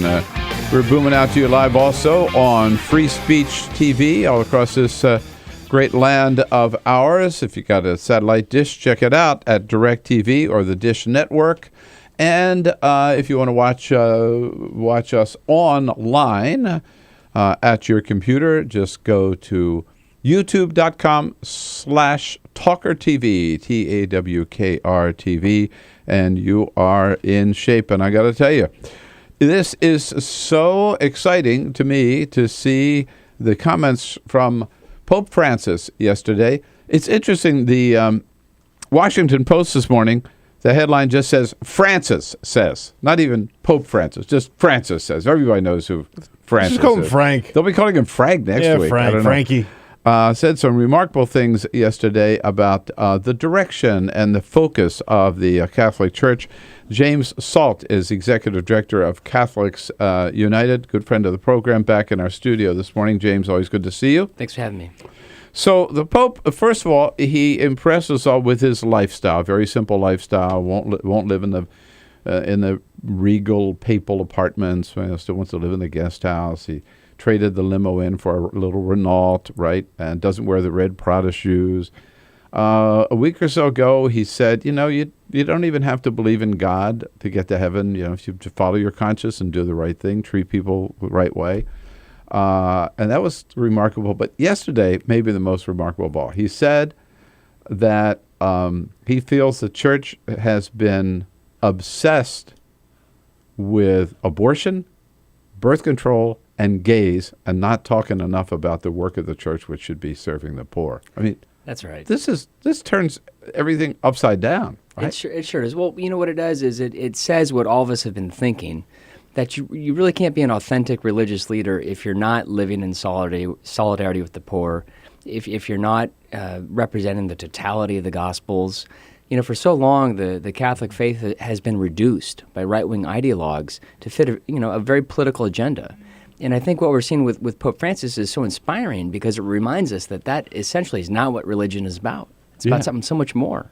Well, but the message for the last 35 years under John Paul II and Benedict XVI has been just the opposite, right? I mean, the Pope again said that he's really talking about leaders of the church, not so much the official church, right? Not so much average practicing Catholics. Well, what's amazing about the article, the interview, it was done to the Jesuit periodical America Magazine, which is an order of Jesuits. And so in that sense, it was an interview directed to religious people. But there are so many little nuggets in this that are worth unpacking. There's one point in the interview where Pope Francis says, thinking with the church, which is an Ignatian concept, a Jesuit concept of thinking with the church, doesn't necessarily mean thinking with the hierarchy. So he's saying that the sensus fidelium, this idea that we are listening to the people, is as much being Catholic as it is listening to the leaders of the church. Right. So he said I think his comments are directed to leaders of the church who really set the direction, that you've been putting dogma over love. You've been putting moral doctrine over serving the poor. And it is true, because what we have heard mostly, and I have to tell you, I've said this before, but this stuff I've been saying on this program and in my columns and my writing for years, right? That's right. You can believe that stuff, but why are you obsessing? Why is the only time we hear these bishops and cardinals talk is about abortion or gays or same-sex marriage, right, or birth control? Why aren't they talking about the work of the church and serving the poor? And this Pope said, you've had it all ass backwards, basically. That's right. There's been a level of tone deafness, I think, from the American Catholic Church and church leaders broadly speaking. Right. And we're seeing that pierced, with a bold, new, fresh description of what it is to be Catholic in the world today. I mean, if I were Roger Mahoney or Tim Dolan or some of these American cardinals, to me, maybe it's because I'm an American, but his message is especially directed against the American hierarchy, against Absolutely. American bishops, I mean, Catholic think, bishops. I mean, the elephant in the room is why do American religious leaders like Mahoney and Dolan and Charles Chaput in Philadelphia? Yes. Why do they look so different? Why do they sound so different? What are they reading that Francis isn't? How does he get it and they don't? I mean, that's the big question, I think, in the room right now. And we remember, Sister Simone Campbell, who's head of the Nuns on the Bus, and she's been right there in that chair you're sitting in several times. The American nuns, not just Nuns on the Bus, but that whatever the bigger group of them is, the Vatican went after them and said, that you are spending too much time talking about the poor and not enough time talking about abortion and birth control. That's right, yeah. And now the Pope is saying you got it backwards, right? So Certainly, he's basically coming to the defense of these nuns. Certainly, that's implicit, I think, there. Yeah. In what he's saying. So what happens now? Well, I think we have to put this to the American bishops and ask them, like, what is this that is so hard for you? To live a life of simplicity, to live a life of, in solidarity with the poor, to be less dogmatic and doctrinaire in how you treat people. I mean, I was talking to a former, very senior member of the Senate who told me he's no longer Catholic. And it's because of how he was, in some ways, forced out of the church based on the inquisition that he faced in his home state. I mean, this is incredibly tragic for Catholics in America in the past 25 years, like you mentioned.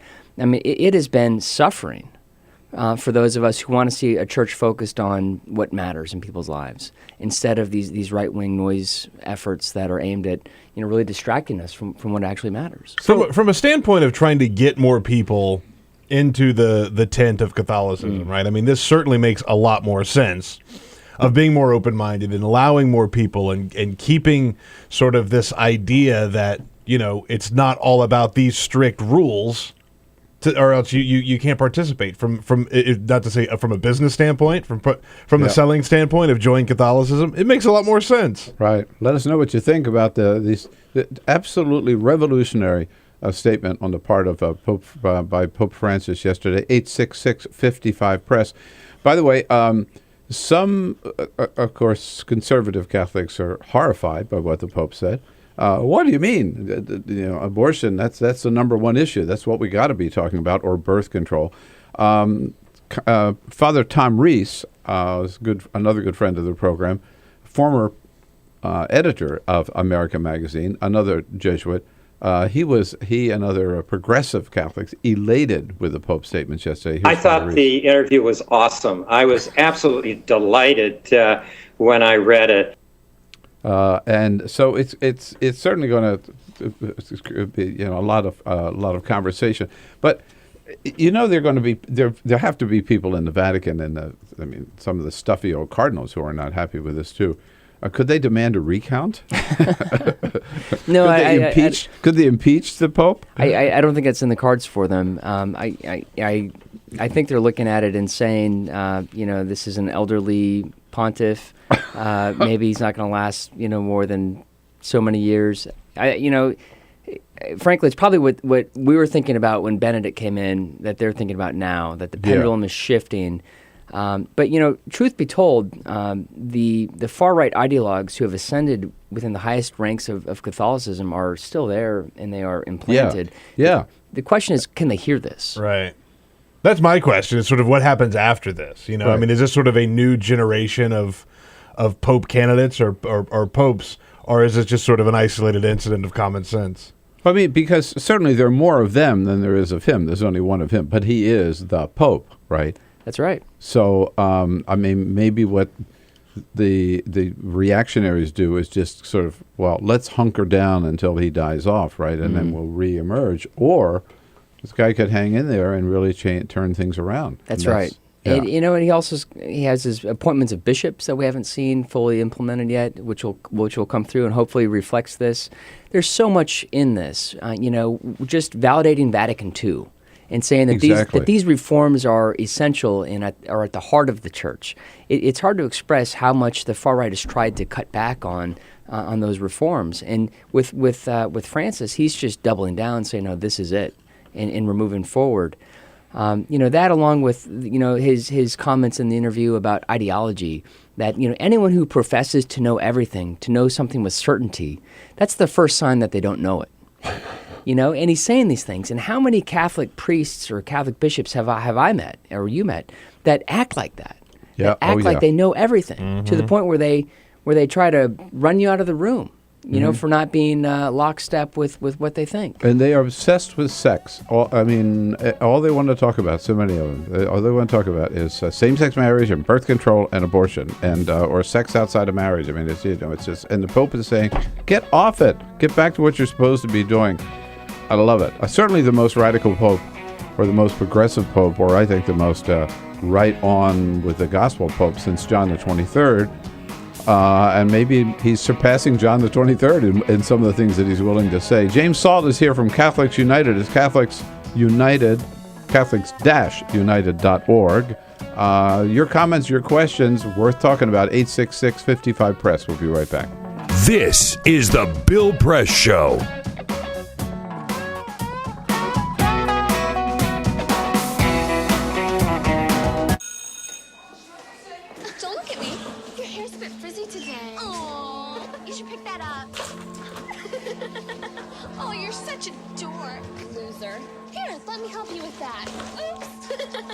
Every day, kids witness bullying. Oh, look! Your crush is looking at you. Poor you. They want to help, but don't know how. See, no one here's gonna help you, because no one Teach your likes kids how to be more than a bystander. Visit stopbullying.gov. If you drive buzzed, it could cost you around $10,000. You'll face major legal fees, major fines, and steep insurance penalties. You could lose everything.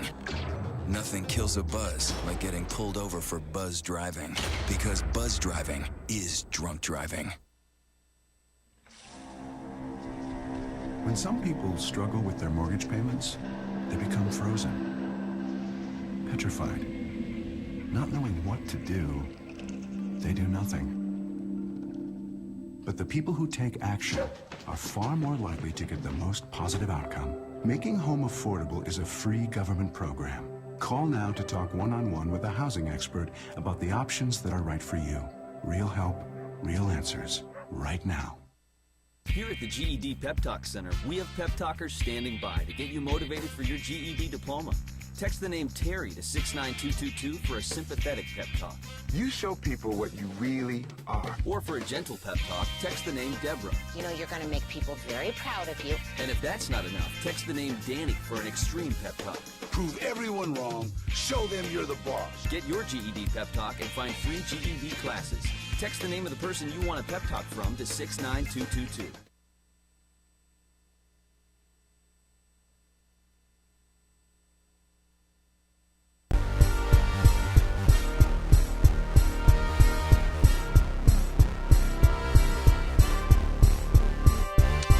Hey, hour number 3 coming up. We're going to lose you on Free Speech TV. So if you want to continue watching, don't forget, just go online. Go to youtube.com/TawkrTV. Very important hour coming up with the number 3 most powerful Democrat in the House of Representatives. Congressman Chris Van Hollen will be here in studio with us and helping us sort out all the issues of the day. Bob Cusack, who is managing editor of The Hill. Stay tuned there for hour number 3, The Bill Press Show.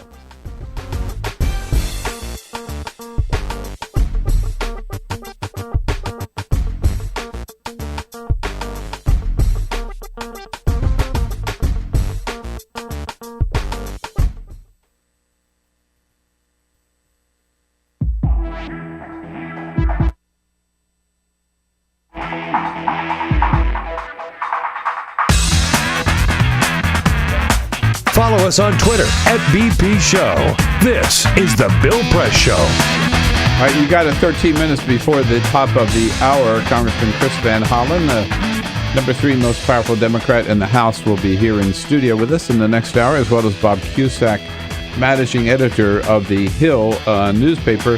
Right now we're talking about Pope Francis and his comments yesterday about the fact that too many people in the Catholic leadership, he said, have been obsessed with birth control and abortion and same-sex marriage or gays in general, instead of focusing on what Jesus wanted us to focus on in the Gospels, which is serving the poor. Peter, before we get to your comments, before we get to your calls, James Salt is with us, executive director of Catholics United. It's important, I think, to point out the Pope didn't say that we're changing the doctrine of the church or the teaching on these issues, right? He's still saying the church believes the same thing about birth control, and they don't support same-sex marriage, right? And they're not changing their position on abortion. He's just saying, okay, that's our position, but there are other issues we ought to be talking more about. That's right. And right? And that it's irrelevant if we have these teachings, if we're not able to actually accompany people and be actual pastors to people, if we're seen as ideologues and dogma police, then we're not able to actually inspire people or walk with people, who are dealing with these issues. Yeah. So that's not changed. It's the tone and the attitude that's changing. Yeah, Dan, if we can, Father Reese, again, we talked about Tom Reese, former editor of the America magazine, and a Jesuit priest. That third cut from Father Reese where he talked about this very point. Too long we've been a nagging parent. And what he wants the church to be is a compassionate, loving church, which reminds people that we're all brothers and sisters. Yeah. That point, from a nagging parent to family, brothers and sisters. Peter? Yeah, remember we're on Twitter at BP Show, Just a quick comment there from NC Nomad who says, would anyone expect less from a Jesuit? Yeah, not all Jesuits have been in line with him, but this one certainly. Robert's out in Chicago. Hey, Robert, what do you say? Good morning. No. We lost Robert. Okay, sorry. Let's jump out to Milwaukee on 92.1 The Mic. Hello, Tim. Hi. First of all, I'm actually brought up Lutheran, so I'm not Catholic. However, it's extremely refreshing to see something like this coming out of a major religion. And I'm really, really excited to hear something like that. But my quick question would be, if you guys think, I think so, but if we have so many politicians leaning so hard on their religion, do you think that this could possibly help sway even the right wing to maybe be a little more, a little more empathetic toward the poor? Yeah, well, that's asking a lot on the part of some politicians, but you make a very good point. James, thanks, Tim, for your call, James. Look at what happened yesterday with food stamps. I mean, these guys in the House of Representatives just cut $40 billion. They cut off some of the most vulnerable people in America from basic food assistance.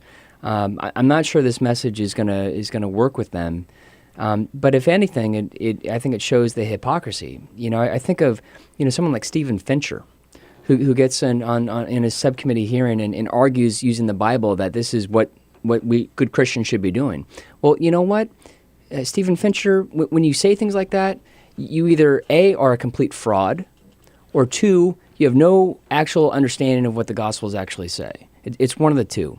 And I think someone like Francis just demonstrates what I think a more authentic, holistic understanding of religious expression, Catholic expression should be.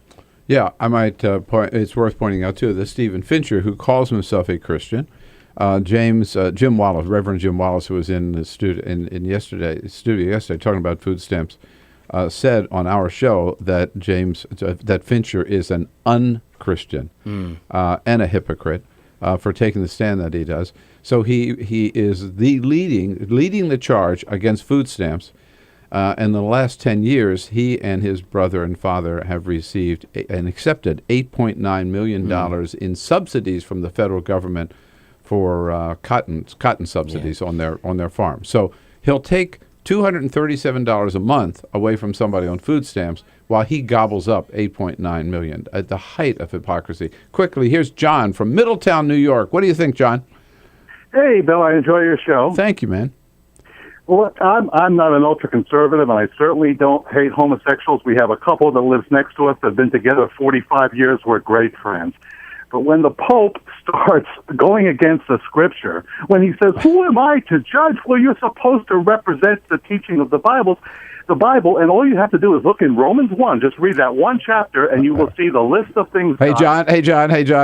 I love you, man, but why don't we start with the 4 Gospels and then call me back, okay? Read the Gospels. Read what Jesus says. Read what Jesus says about homosexuality. Nothing. Yeah. Read what Jesus says about serving the poor, James, right? That's right. It's what the mission of the church is all about. It's not good when the church is known for judging people, especially when they're not able to understand what's in their heart and soul. See, there's the challenge of Francis. Challenge of Francis is to reach people like John in Middletown, New York. Get off it, John. The Pope is right. You are obsessing on this issue. Hey, James, thanks for coming in. Bill, thanks for having me. We're so glad Catholics United are out there. It's Catholics-United. Catholics-United.org. Check it out. Help them out. And you're doing great work. Great. Thanks, We'll Bill. be right back. This is the Bill Press Show.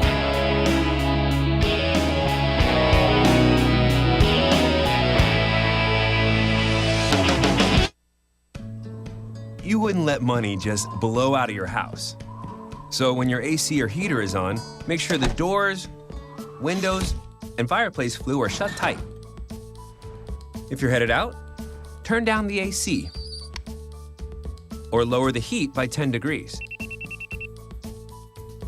And always keep your water heater set at 120. A little bit of common sense goes a long way. Get more great tips at energysaver.gov. So, I'm kind of new here, but I've noticed a trend. My human does this funny thing where she goes around and gets all my toys, and then she hides them in that basket by the door. But it's always the same basket, and it's always in the same place. And then she acts so surprised when I find them, but, she's putting them in the same basket. Again. It's like, hello? That's where you put it last time. You were the worst at hide and go seek.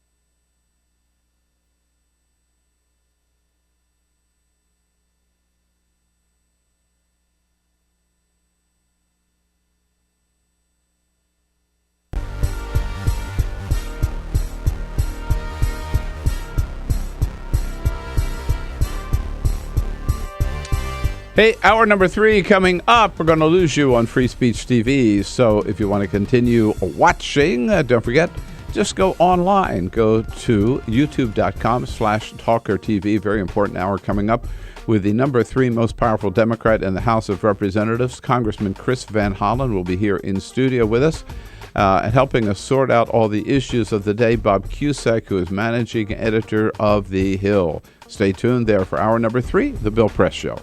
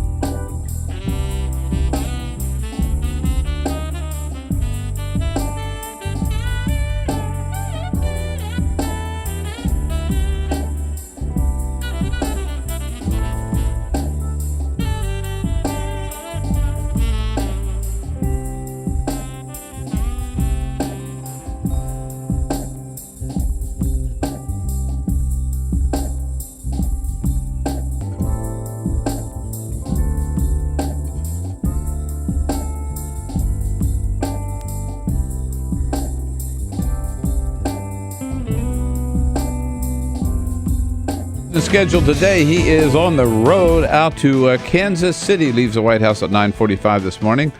Out to Andrews Air Force Base, off to Kansas City, where he will tour the Ford stamping plant in Kansas City.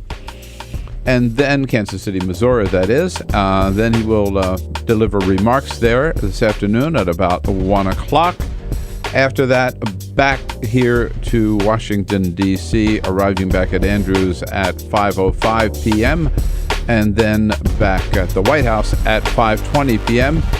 Reporters will gaggle with Josh Earnest, Deputy Press Secretary aboard Air Force One. This is the Bill Press Show.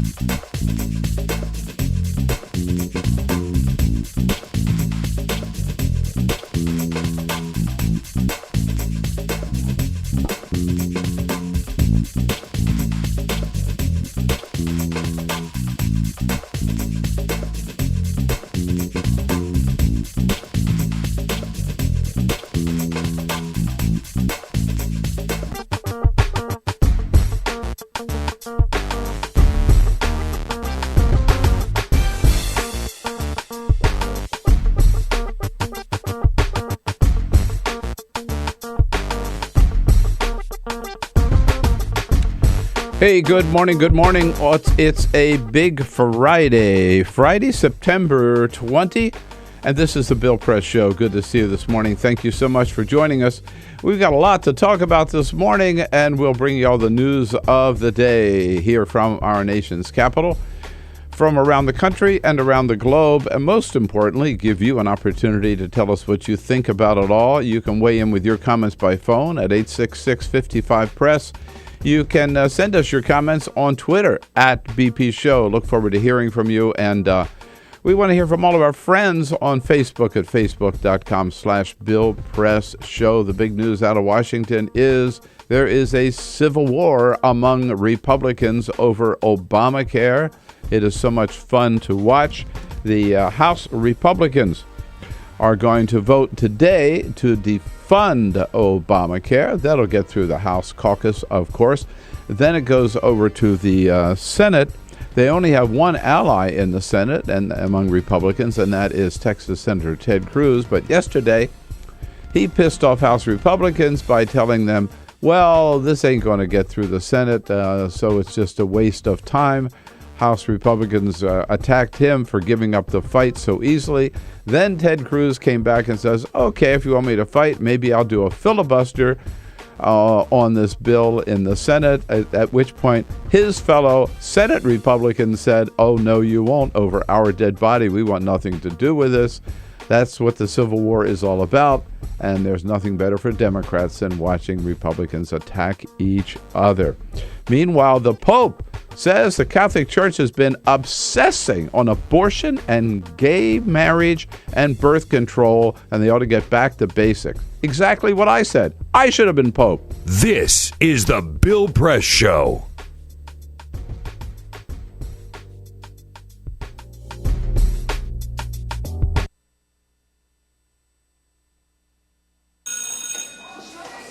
Don't look at me. Your hair's a bit frizzy today. Aww, you should pick that up. Oh, you're such a dork. Loser. Here, let me help you with that. Oops. Every day, kids witness bullying. Oh, look. Your crush is looking at you. Poor you. They want to help, but don't know how. See, no one here's gonna help you, because no one Teach your likes kids how to be more than a bystander. Visit stopbullying.gov. If you drive buzzed, it could cost you around $10,000. You'll face major legal fees, major fines, and steep insurance penalties.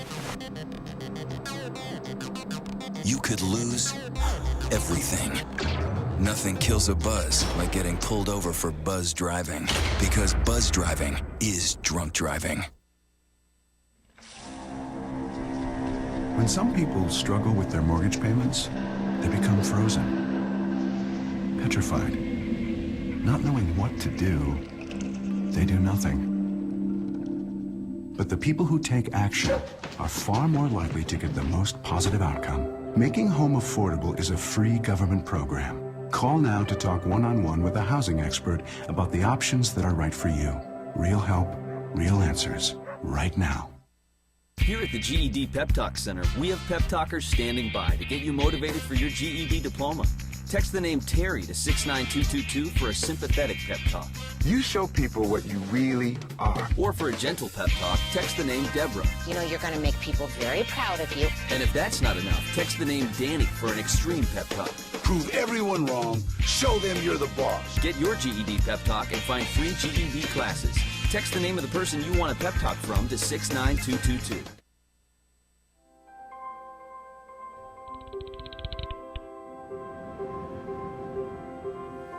Did you see the world differently?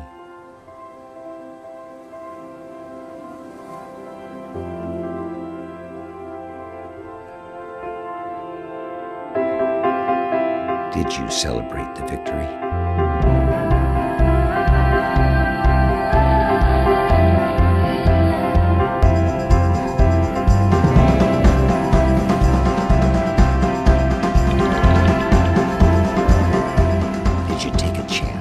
So today, I state clearly and with conviction America's commitment to seek the peace and security of a world without nuclear weapons.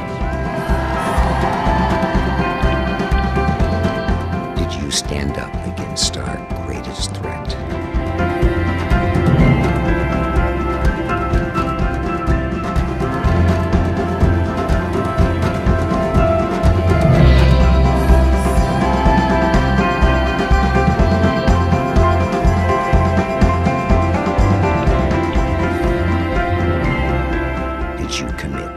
Change the world.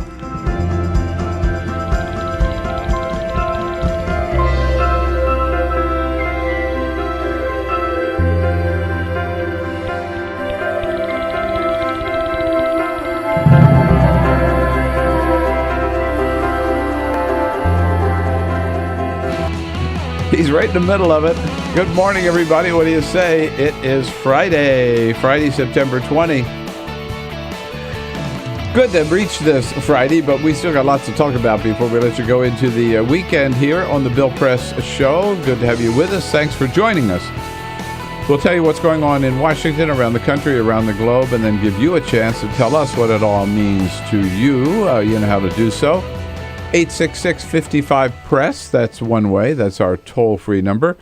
At BP Show is our Twitter handle. Send us your comments on Twitter, at BP Show, and on Facebook at facebook.com/Bill Press Show. We got the whole team here this morning. Peter Ogburn and Dan Henning. Happy Friday. Good morning. Indeed. Alicia Cruz has got the phones covered.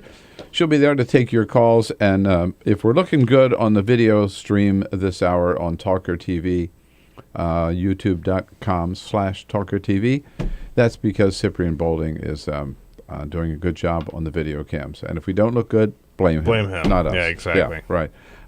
We got so much to cover today. We have to bring in a good friend, a friend of Bill, a good friend of the program. Bob Cusack is the managing editor of The Hill. Good morning, Bill. Good morning. Guys. Nice to see you. Hey. The one source for everything that's going on here in Washington, either end of Pennsylvania Avenue, at the Capitol or at the White House, The Hill, thehill.com. And boy, Bob, it's been a wild week. Oh, amazing. And it's not over yet. No. I mean, it's only going to get more intriguing. And, really the chances of a shutdown, I mean, I think are now approaching 50-50, maybe going over it. I mean, we're headed there. Yeah, right. I mean, Republican, how can they back down now? I mean, at least before a shutdown, I mean, Boehner's made his choice. So he tried to get something passed that wouldn't have shut down the government. There was a rebellion in the House. They said, no, we're not going for that bill. So now they're going the Ted Cruz way. Yep, indeed. We'll talk more about that. But first, the most important news, of course, is baseball. End of the season. We're starting to finally get some resolution of the playoffs. Last night, American League East, the Red Sox wrapped it up here. Here's what it sounded like. He takes a side. He turns on the rubber. Here's the 2-2. Swinging a high fly ball to right field. That should be caught. Nava over near the pesky pole. Makes the catch, and the Red Sox have won it. And what a stunning reversal of fortune from 93 losses to 93 wins and a postseason berth. The Red Sox lock it up tonight as they knock off the or fifth. Yeah, really amazing. I mean, I wonder what Bobby Valentine is now thinking. He led them to those 93 losses, and he used to be manager of the Mets, of my team, and he can be kind of a cancer to the players. They don't like him. He just grates people, and obviously it didn't work out. So that was a huge comeback over a year. The Dodgers wrapped up the National League West. And in even more of a comeback this year. Here's what that sounded like last night. High fly ball to left field. Back goes Schumacher. He's there. He's got it, and the Dodgers have won it. On the 22nd of June, the Dodgers were 12 games under 500. 9.5 games behind the Arizona Diamondbacks. Since then, 58-23, and the Dodgers have won the National League Western Division title for the first time since 2009. I mean, Don Mattingly was days away from getting fired with the Dodgers, and all of a sudden they just got super hot, and they're going to be a force to be reckoned with in the playoffs. But you got to be, unless you're a Reds or Cards fan, you got to be rooting for the Pirates. I mean, the Pirates are unbelievable. I mean, they've just been so bad for so long, and now, I mean, they could win that division. It looks like. I do kind of like the Dodgers because it's like the all-star team of the guys I used to like when I was growing up, Mattingly and McGuire. I mean, come on, if they could put Wade Boggs on that team, I'd be so there. Some of us are still rooting for the Nats too. Slim hopes. Yeah, man. Wait till next year, I think. A little bit too late. They've played really good ball though lately. They have, they really have, and it's been such a. I mean, before the season, Davey Johnson said World Series or bust. I mean, the expectations were so high. But they got a bright future. They'll be back next year. Right. So, civil war among Republicans and the House Republicans lined up to having voted to cut food stamps yesterday, lined up today to defund Obamacare. But first. All right, Dan, what are the big stories of the day? Well, some weird comments about infidelity from actor Jeff Bridges in a new interview this week. The True Grit star, who's been married happily for 36 years, tells GQ magazine that if a man has a desire to stray from his partner, he should just live and learn and go ahead and do it and see how it goes. His thinking is that denying that desire could have just as bad effects on your marriage as actually cheating could. So it's a lose-lose or a win-win situation. This is a man's world when you can come up with that argument. It is a man's world. It's Jimmy Carter, lust in your heart. Right? Yeah, right. Yeah. Right. Sweetie, look, I did more damage by not doing it.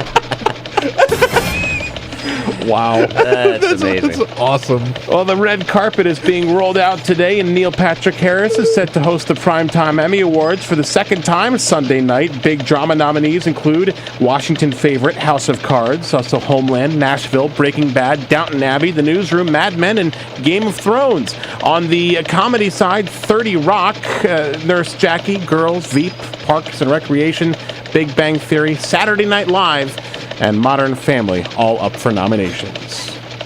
Did you mention House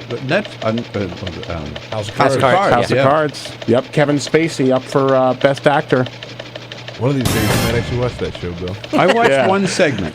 One segment. One episode. Oh, one episode. Sorry, one episode. Do you watch Veep? I haven't, but I've Veep is told tremendous. You gotta watch good. Veep. Yeah. Gotta watch Veep. Is that Netflix strong? No, that's HBO. HBO. That's Julia Louis-Dreyfus, right? Yeah. It's so good. Yeah.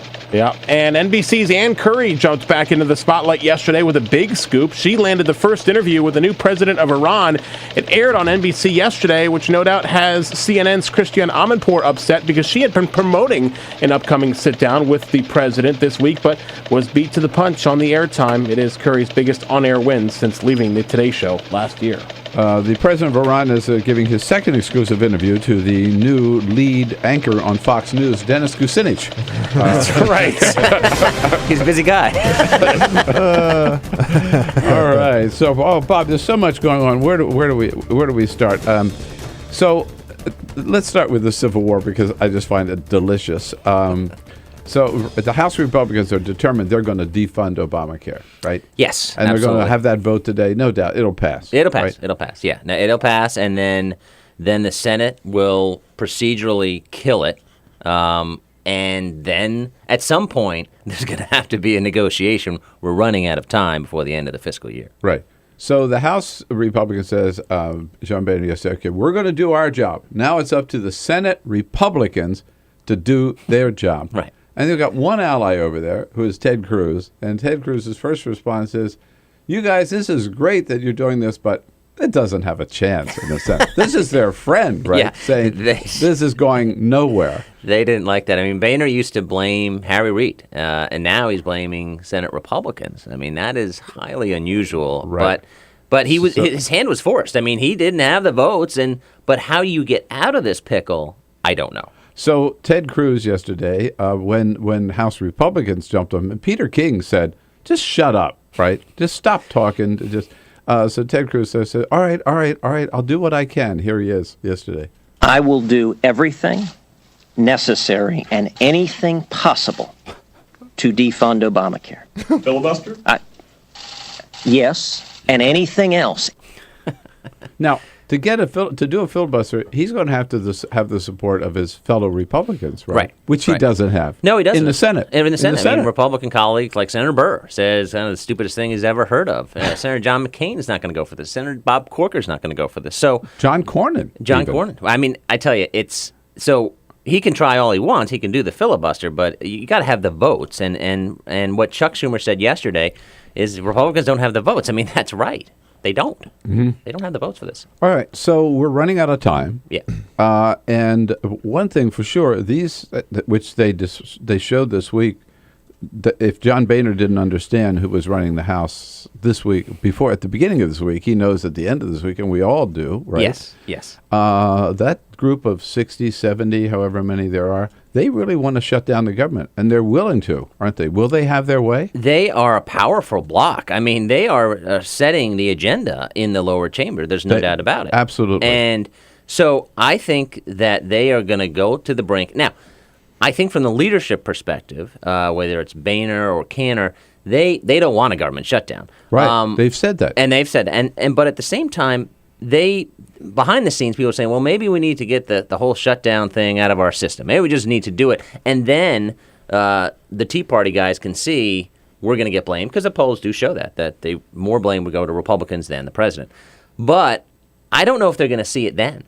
I don't think they're going to go, we were wrong. What were we thinking? Right. They're not going to say that. So, a lot of people on Wall Street always say, well, you always get a deal down there in Washington. I'm not so sure on this one. Well, what's amazing is, and Steve Israel, a congressman from New York, was in studio with us yesterday, as he pointed out, in this case, and Congressman Chris Van Hollen will be joining us at the half. We'll have more to say about this, I'm sure. But in this case, the Wall Street Journal, the U.S. Chamber of Commerce, the Business Roundtable, hardly Democratic forces, have all said, this is crazy. Don't do this. Yeah. And they don't care. Yeah, and it's one thing, and I care. think it's going to be interesting with Congressman Van Hollen is that there's a little skirmish on the left, too, about sequestration. I mean, basically, Democrats have put Obama on notice. Hey, wait a minute, we have to get a sequester replacement. Don't just go for anything, because what some of them see is that Republicans will finally say, okay, we're going to drop the Obamacare defunding, okay, but we need to keep everything at the sequester levels. And Democrats are like, that wasn't real anyway. That's not a bargaining chip. So they have told the White House, don't be fooled into that. Remember, we need to do something on the sequester. Right. All right. Now, the other news in Washington yesterday is Tom DeLay. The Hammer. The Hammer. What was it? 2005, he was indicted on money laundering. And then he was convicted, I think, or charged, but maybe a couple of years later. It took a long time. Right, it did. Time. And since then, he's been appealing. And yesterday, a Texas Court of Appeals finally threw it out and said, "And you're a free man. No charges, no jail time, no nothing." Right. Can you believe it? And did a victory lap in the House. And he did. He went over to the House yesterday, went to the Texas delegation, to do a victory lap. Incredible story. I mean, it'd be interesting to see if the Hammer could get the Tea Party guys in line, to see if he could get his leadership spot back. But I wonder what DeLay does from here. Because he spent a lot of money in legal fees. Fox News contributor. That could be true. That could be true. But this, the fact that it went on this long is just, obviously Tom DeLay, whether it's a House Ethics Committee or charges against him, he has had some ethics controversies over the years. But the fact that it took this long, how much he spent, it's not a great, I think, showing of the legal system in this country. No, indeed not. And when we come back with Bob Cusack, Bob, suddenly, on the foreign policy front, we have just some remarkable changes from going from we're ready to bomb Syria to now we've got a possible peace deal with Syria and Russia. And now today we've got a possible peace deal with Iran, of all people. Stuff is moving so fast.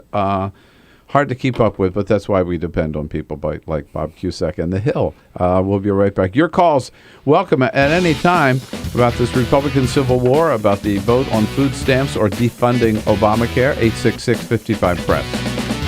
Follow us on Twitter @BP Show. This is The Bill Press Show.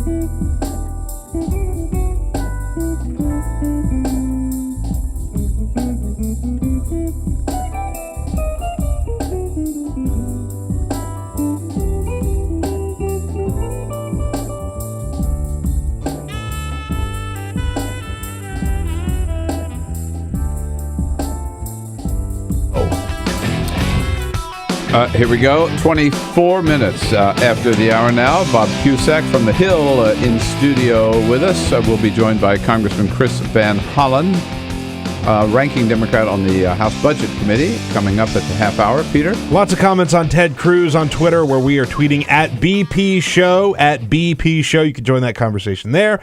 Pete says, I think Democrats hate Ted Cruz even more than Republicans. I don't know. I might disagree with that because he seemed to piss off every Republican these days. I think Democrats like the fact that Ted Cruz is sort of the skunk at the lawn party among Republicans. And Marion Tierney says maybe the reason that he's hated so much, maybe that could be the reason he won't go back to Canada. They don't want him either in his country of birth. Yeah. Bob, I want to ask you about Syria and Iran, but I heard a wild theory yesterday that maybe this would be totally unprecedented, but Boehner's answer, he obviously is concerned about keeping his job. Yeah. That if he goes along and doesn't go along with shutting the government down, they may dethrone him as speaker. That maybe what Boehner ought to do is make a deal with the Democrats. The Democrats would be willing to go along with keeping him as speaker until the midterms, obviously. Right. That's interesting. Yes. They'll tell him you let us vote on background checks. Let us vote on immigration reform. Let us vote on a regular plan for a budget without defunding Obamacare. Yeah, we'll let you stay speaker. We'll give you the votes you won't get from your caucus. Yeah, it's interesting that Boehner in prior years always said, we like to put points on the board, meaning to pass bills. Yeah. And now he said, we really should be judged on repealing what laws we repeal. So he's in real trouble because these Tea Party guys say, listen, you act on immigration, could lose your job. Right. You don't do this on Obamacare funding, you could lose your job. And that's obviously been speculation, too, that this is the last Congress for John Boehner. I mean, he had a coup attempt. There was a terrible coup attempt, but it almost worked, at least to get to a second vote and weaken him. So Boehner, he's just in a tough. How can he like his job? Yeah, I know. It'd be enough to make you want to drink, but of course. Wow. So suddenly, again, it looked like we were going to be not at war with Syria, but bombing Syria 2 weeks ago. That's how we started out when Congress came back. Yep. And then suddenly this possible peace initiative Russia puts together, at least we're exploring that, and the bombing is on hold. And today we wake up and the headline is that the new president of Iran has said, yeah, we got a letter from President Obama. Sounds good to us. Let's sit down and talk about dropping our nuclear weapons program in return for you getting rid of the sanctions. Yeah. This is incredible. It's a big deal. Fronts, right? New leader in Iran. And, obviously the White House has to be skeptical. Sure. They made some major missteps on Syria, so they don't want to look naive or gullible. But the rhetoric coming out of Tehran is very different than we've seen in really years. Right. And President Obama goes up to New York Monday morning for the UN. He'll be there Monday and Tuesday. Mm-hmm. What do you think the chances are that he ends up having a meeting with the new president of Iran? When he ran for president, he said, listen, I'd be willing to talk. And saying, basically, going after that, well, it's not bad to talk to people. So I think that it's a possibility here, especially when you see reaching out. But I do think that the White House, they have to be naturally skeptical, and they say, listen, talk is cheap. What are you going to do? Right. What are you going to do on your nuclear arms? You actually have to agree to stuff. It just may be. They're going to either indirectly, unofficially, or officially, I think the two of these people the two presidents are going to have a talk. It may just be in a hallway. Right. You know what I mean? Right. Not over a beer, maybe, but, not a beer summit. Corridor chat. All right, when we come back, we'll open up here with Congressman Chris Van Hollen and Bob Cusack. Stay with us here on the Bill Press Show. This is the Bill Press Show.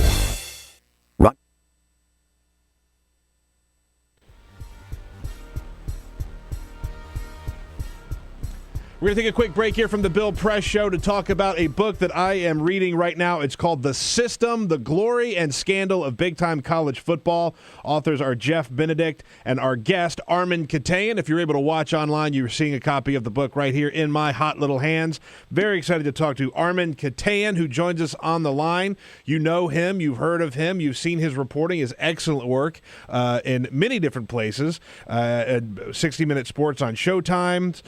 He's CBS News correspondent. Armen, thank you so much for taking time to join us today. Well, thank you, Peter. Well, so what do you think? Do you like it? I think it's great. I think that it's been a long time since someone's written a book focused just on college football, and one that's as in-depth and smart and digs as deep as this does.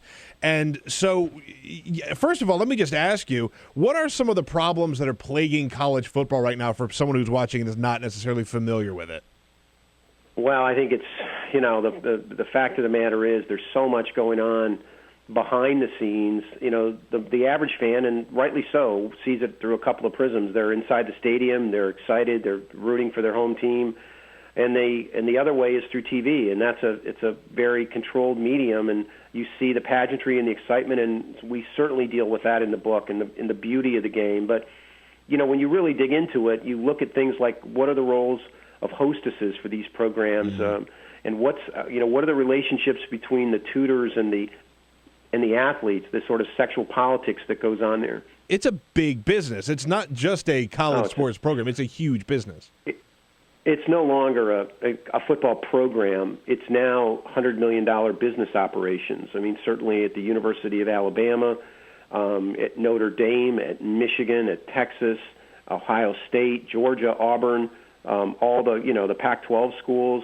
These are $80 to $100 million business operations, and the enormous pressure that goes into making decisions as to hire coaches, the success or failure of a head coach, has enormous impact on not just the football program, but the entire athletic department. So the risks now in playing this huge poker game to get on national TV, to win a championship, to get into the BCS and soon the National College Football Playoff system is it's different than it's ever been before. And the stakes are higher, and the fact of the matter is that all the pressure kind of funnels down onto the shoulders of these 18 to 22-year-old kids. We saw Johnny Manziel early in the season or before the season started with his controversy of signing autographs. Are we ever going to be able to pay players, college players?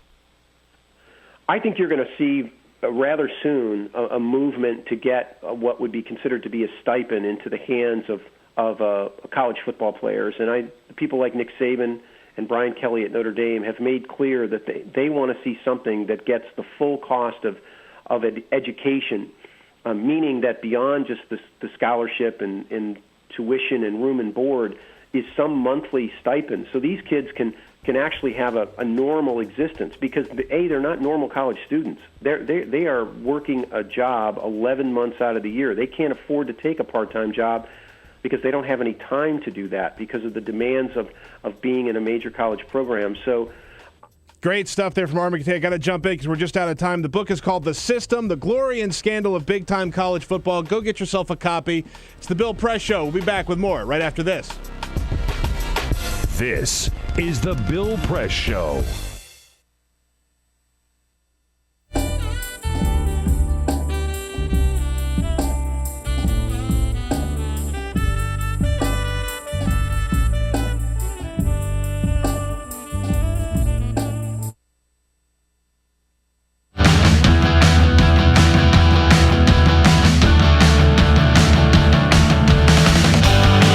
Politics? Then like The Bill Press Show on Facebook.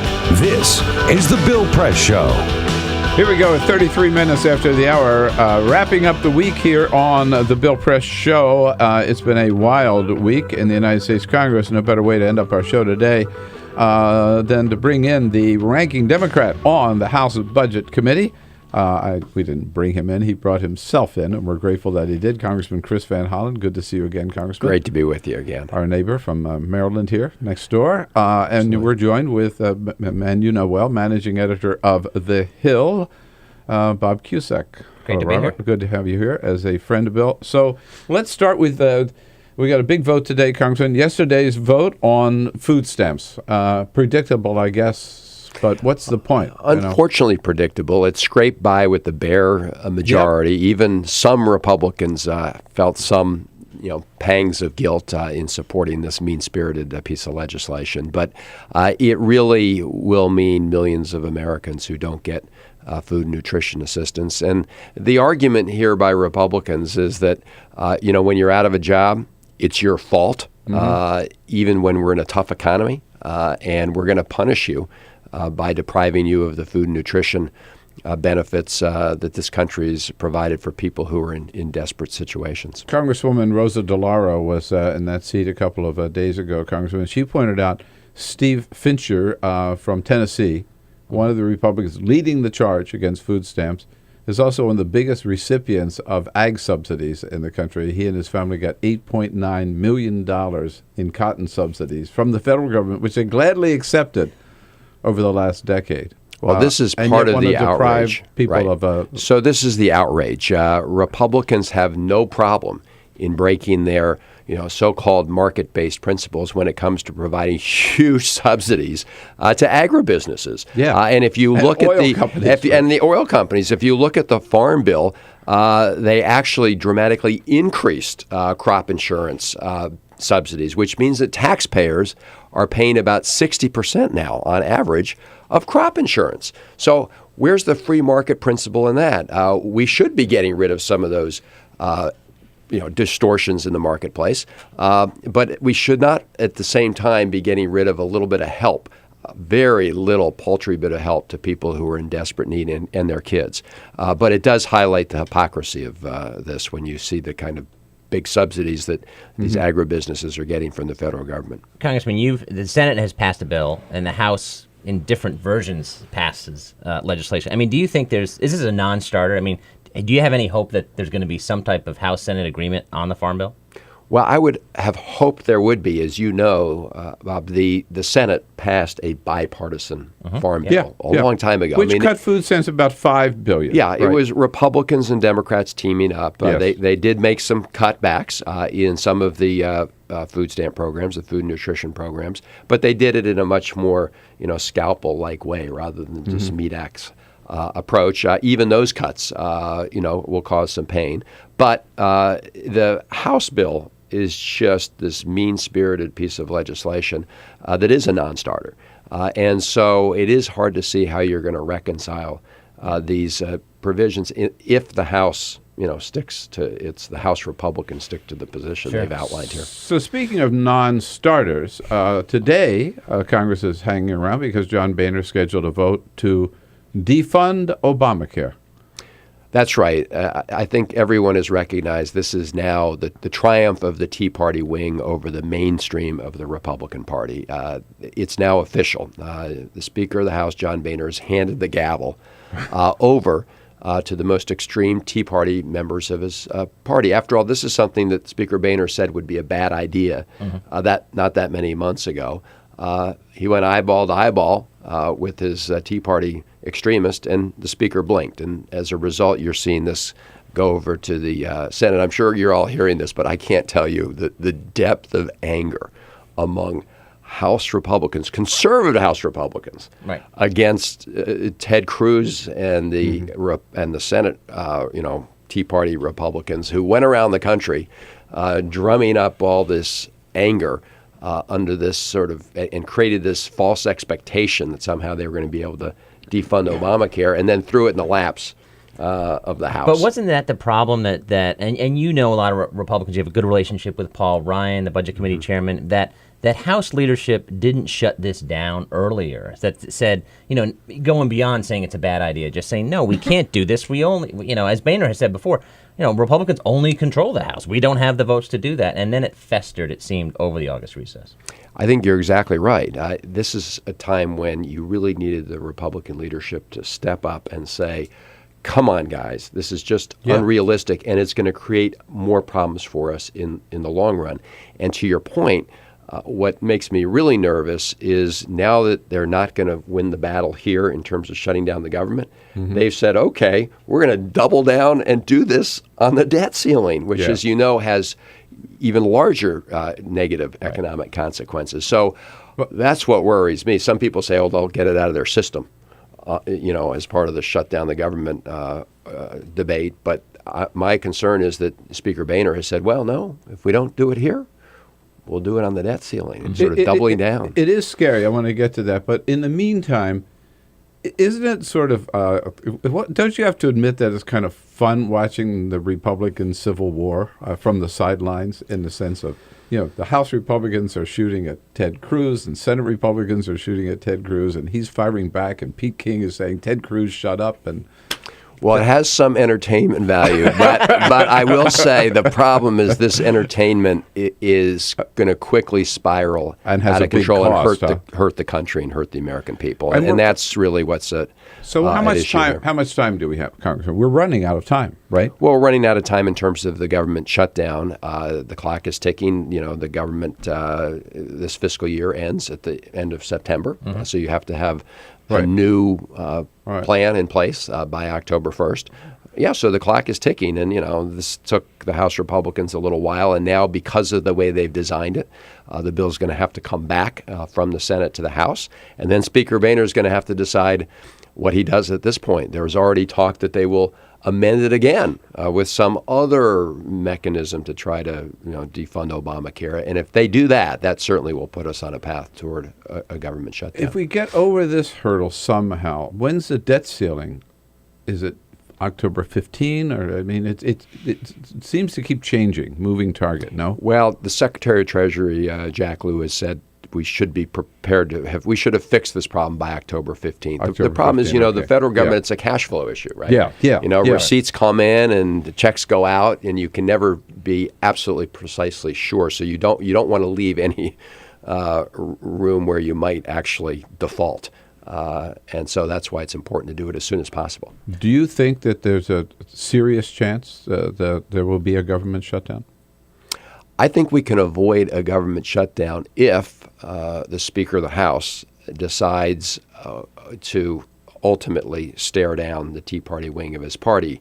So what I mean by that is this bill will go from the House to the Senate. The Senate will strip out the provisions to defund Obamacare and send it back in some form. And then the question for the Speaker is, does he bring that bill up, or does he prolong this sort of, this battle in defunding Obamacare? What should, on sequestration, House Democrats, Senate Democrats, as well, have put the White House on notice? Hey, wait, don't go for any short-term resolution that just keeps the sequester in place. What should Senate Democrats do on the sequester? Should they keep it, or should they alter it? It's a tough decision for Harry Reid. It is a tough decision. And in the House yesterday, I offered on behalf of my Democratic colleagues a proposal to replace the sequester.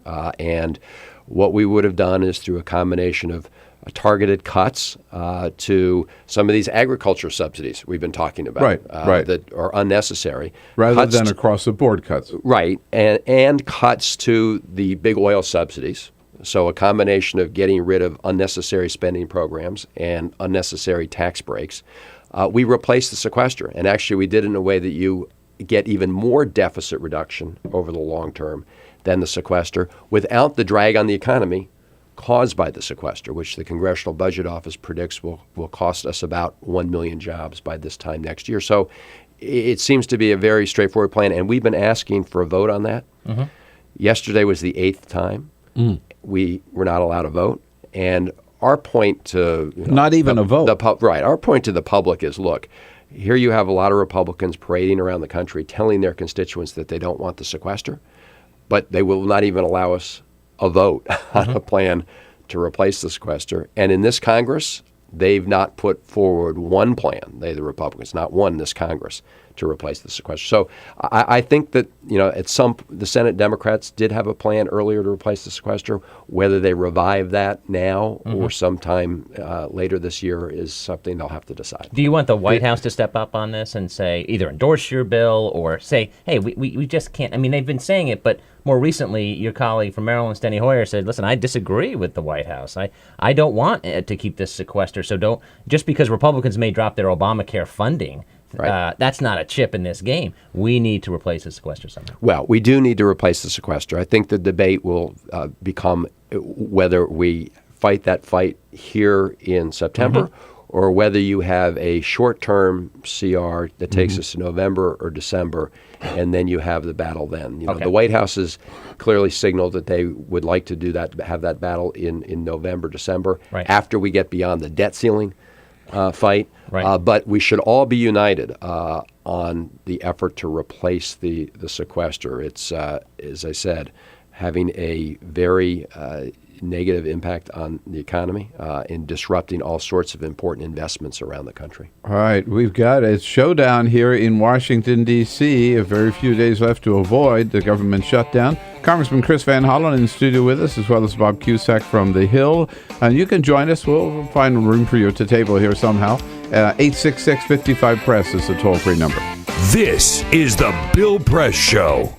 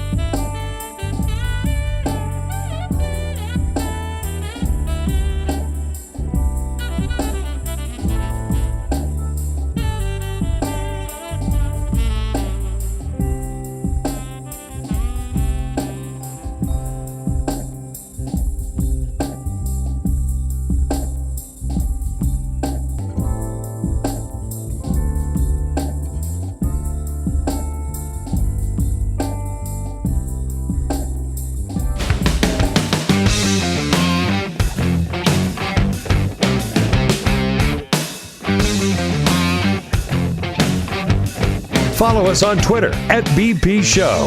This is the Bill Press Show. You got it. 12 minutes now before the top of the hour. Congressman Chris Van Hollen from the state of Maryland and ranking Democrat on the House Budget Committee here with Bob Cusack from the Hill, managing editor. It's thehill.com. Congressman, at the White House, we have been told several times this week in briefings by Jay Carney that the president is not willing to negotiate on the debt ceiling. No way, no how, don't even try it. Is he making the right decision? Absolutely. And it's important, though, to distinguish between what the debt ceiling is and the budget issues, because the president has indicated he's very willing to negotiate on issues like the deficit, how much we spend, whether we should close tax loopholes. And Republicans have actually refused to even go to a budget conference on those big issues. But what the president's saying about the debt ceiling is that's about whether or not the United States pays its bills on time. These are bills that are due and owing. And just like you can't get up one morning and Bob can't get up one morning and people listening can't get up one morning and say, you know what, we're not going to make our mortgage payment. Or we're not going to pay off our credit card. Yeah. If the United States government... We bought all this stuff, but now we're not going to pay for it. We bought all this stuff, and by the way, Congress has already voted for all of this stuff. But despite that fact, the United States government isn't going to pay for it. Well, if the United States government does that, it sends a shockwave through the entire international economy. Our full faith and credit is jeopardized, and it would create huge economic problems. We saw the cost 2 years ago of just the threat of defaulting on our debt. Just the threat of it created uncertainty that led to job losses and economic slowdowns. So again, they're threatening this once again, and I'm very worried that just that threat will begin to have a negative impact on the economy.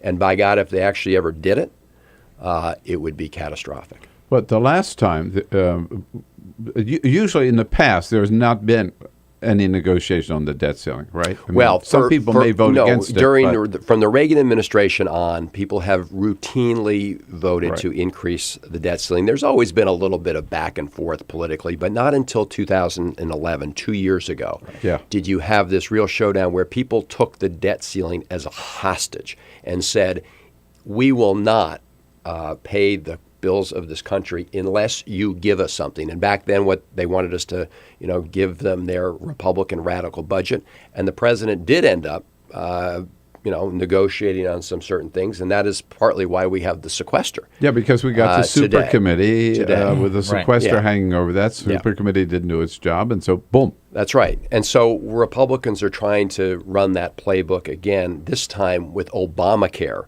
Defunding of Obamacare as their primary bargaining chip. So here's their argument. We will prevent the United States from paying its bills on time unless you shut down the Affordable Care Act. That is reckless. It's irresponsible. That kind of political blackmail has not been done in the past, and it would be an awful precedent. And so this is the area where the president is saying, he's not messing around with the full faith and credit of the United States. I mean, politically, Congressman, 2011 was very ugly. I think it was one of the ugliest times Washington's ever been. But the speaker, I think, had a pretty good video that he put up on his site where it says, the president is willing to negotiate with Syria, but not with Congress on the debt ceiling. And also, Speaker Boehner, he did this 2011. I imagine he's going to call for a clean debt ceiling vote.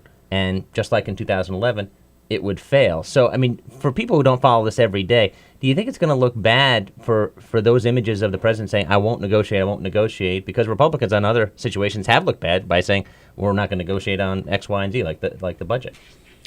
So, first of all, the president did not negotiate with Syria. What the president did was threaten to use force against Syria, and Syria said, we're going to give you what you want, which is we're going to get rid of our chemical weapons, don't use force. So that was not a negotiation. That was capitulation by the Syrians in that case. Now, again, that's why I wanted to be really clear that the president is more than happy and has tried to negotiate with Republicans on all these budget issues, right, including things like the sequester and trying to find a way to replace it. Where he has said he will not negotiate is whether or not the United States pays its bills on time, because he looks back at 2011 and realizes the economic damage that was done to the country as a result of that showdown. And as I said earlier, these are bills that the Congress has voted for, right? We voted for Medicare. We voted we have a Social Security system.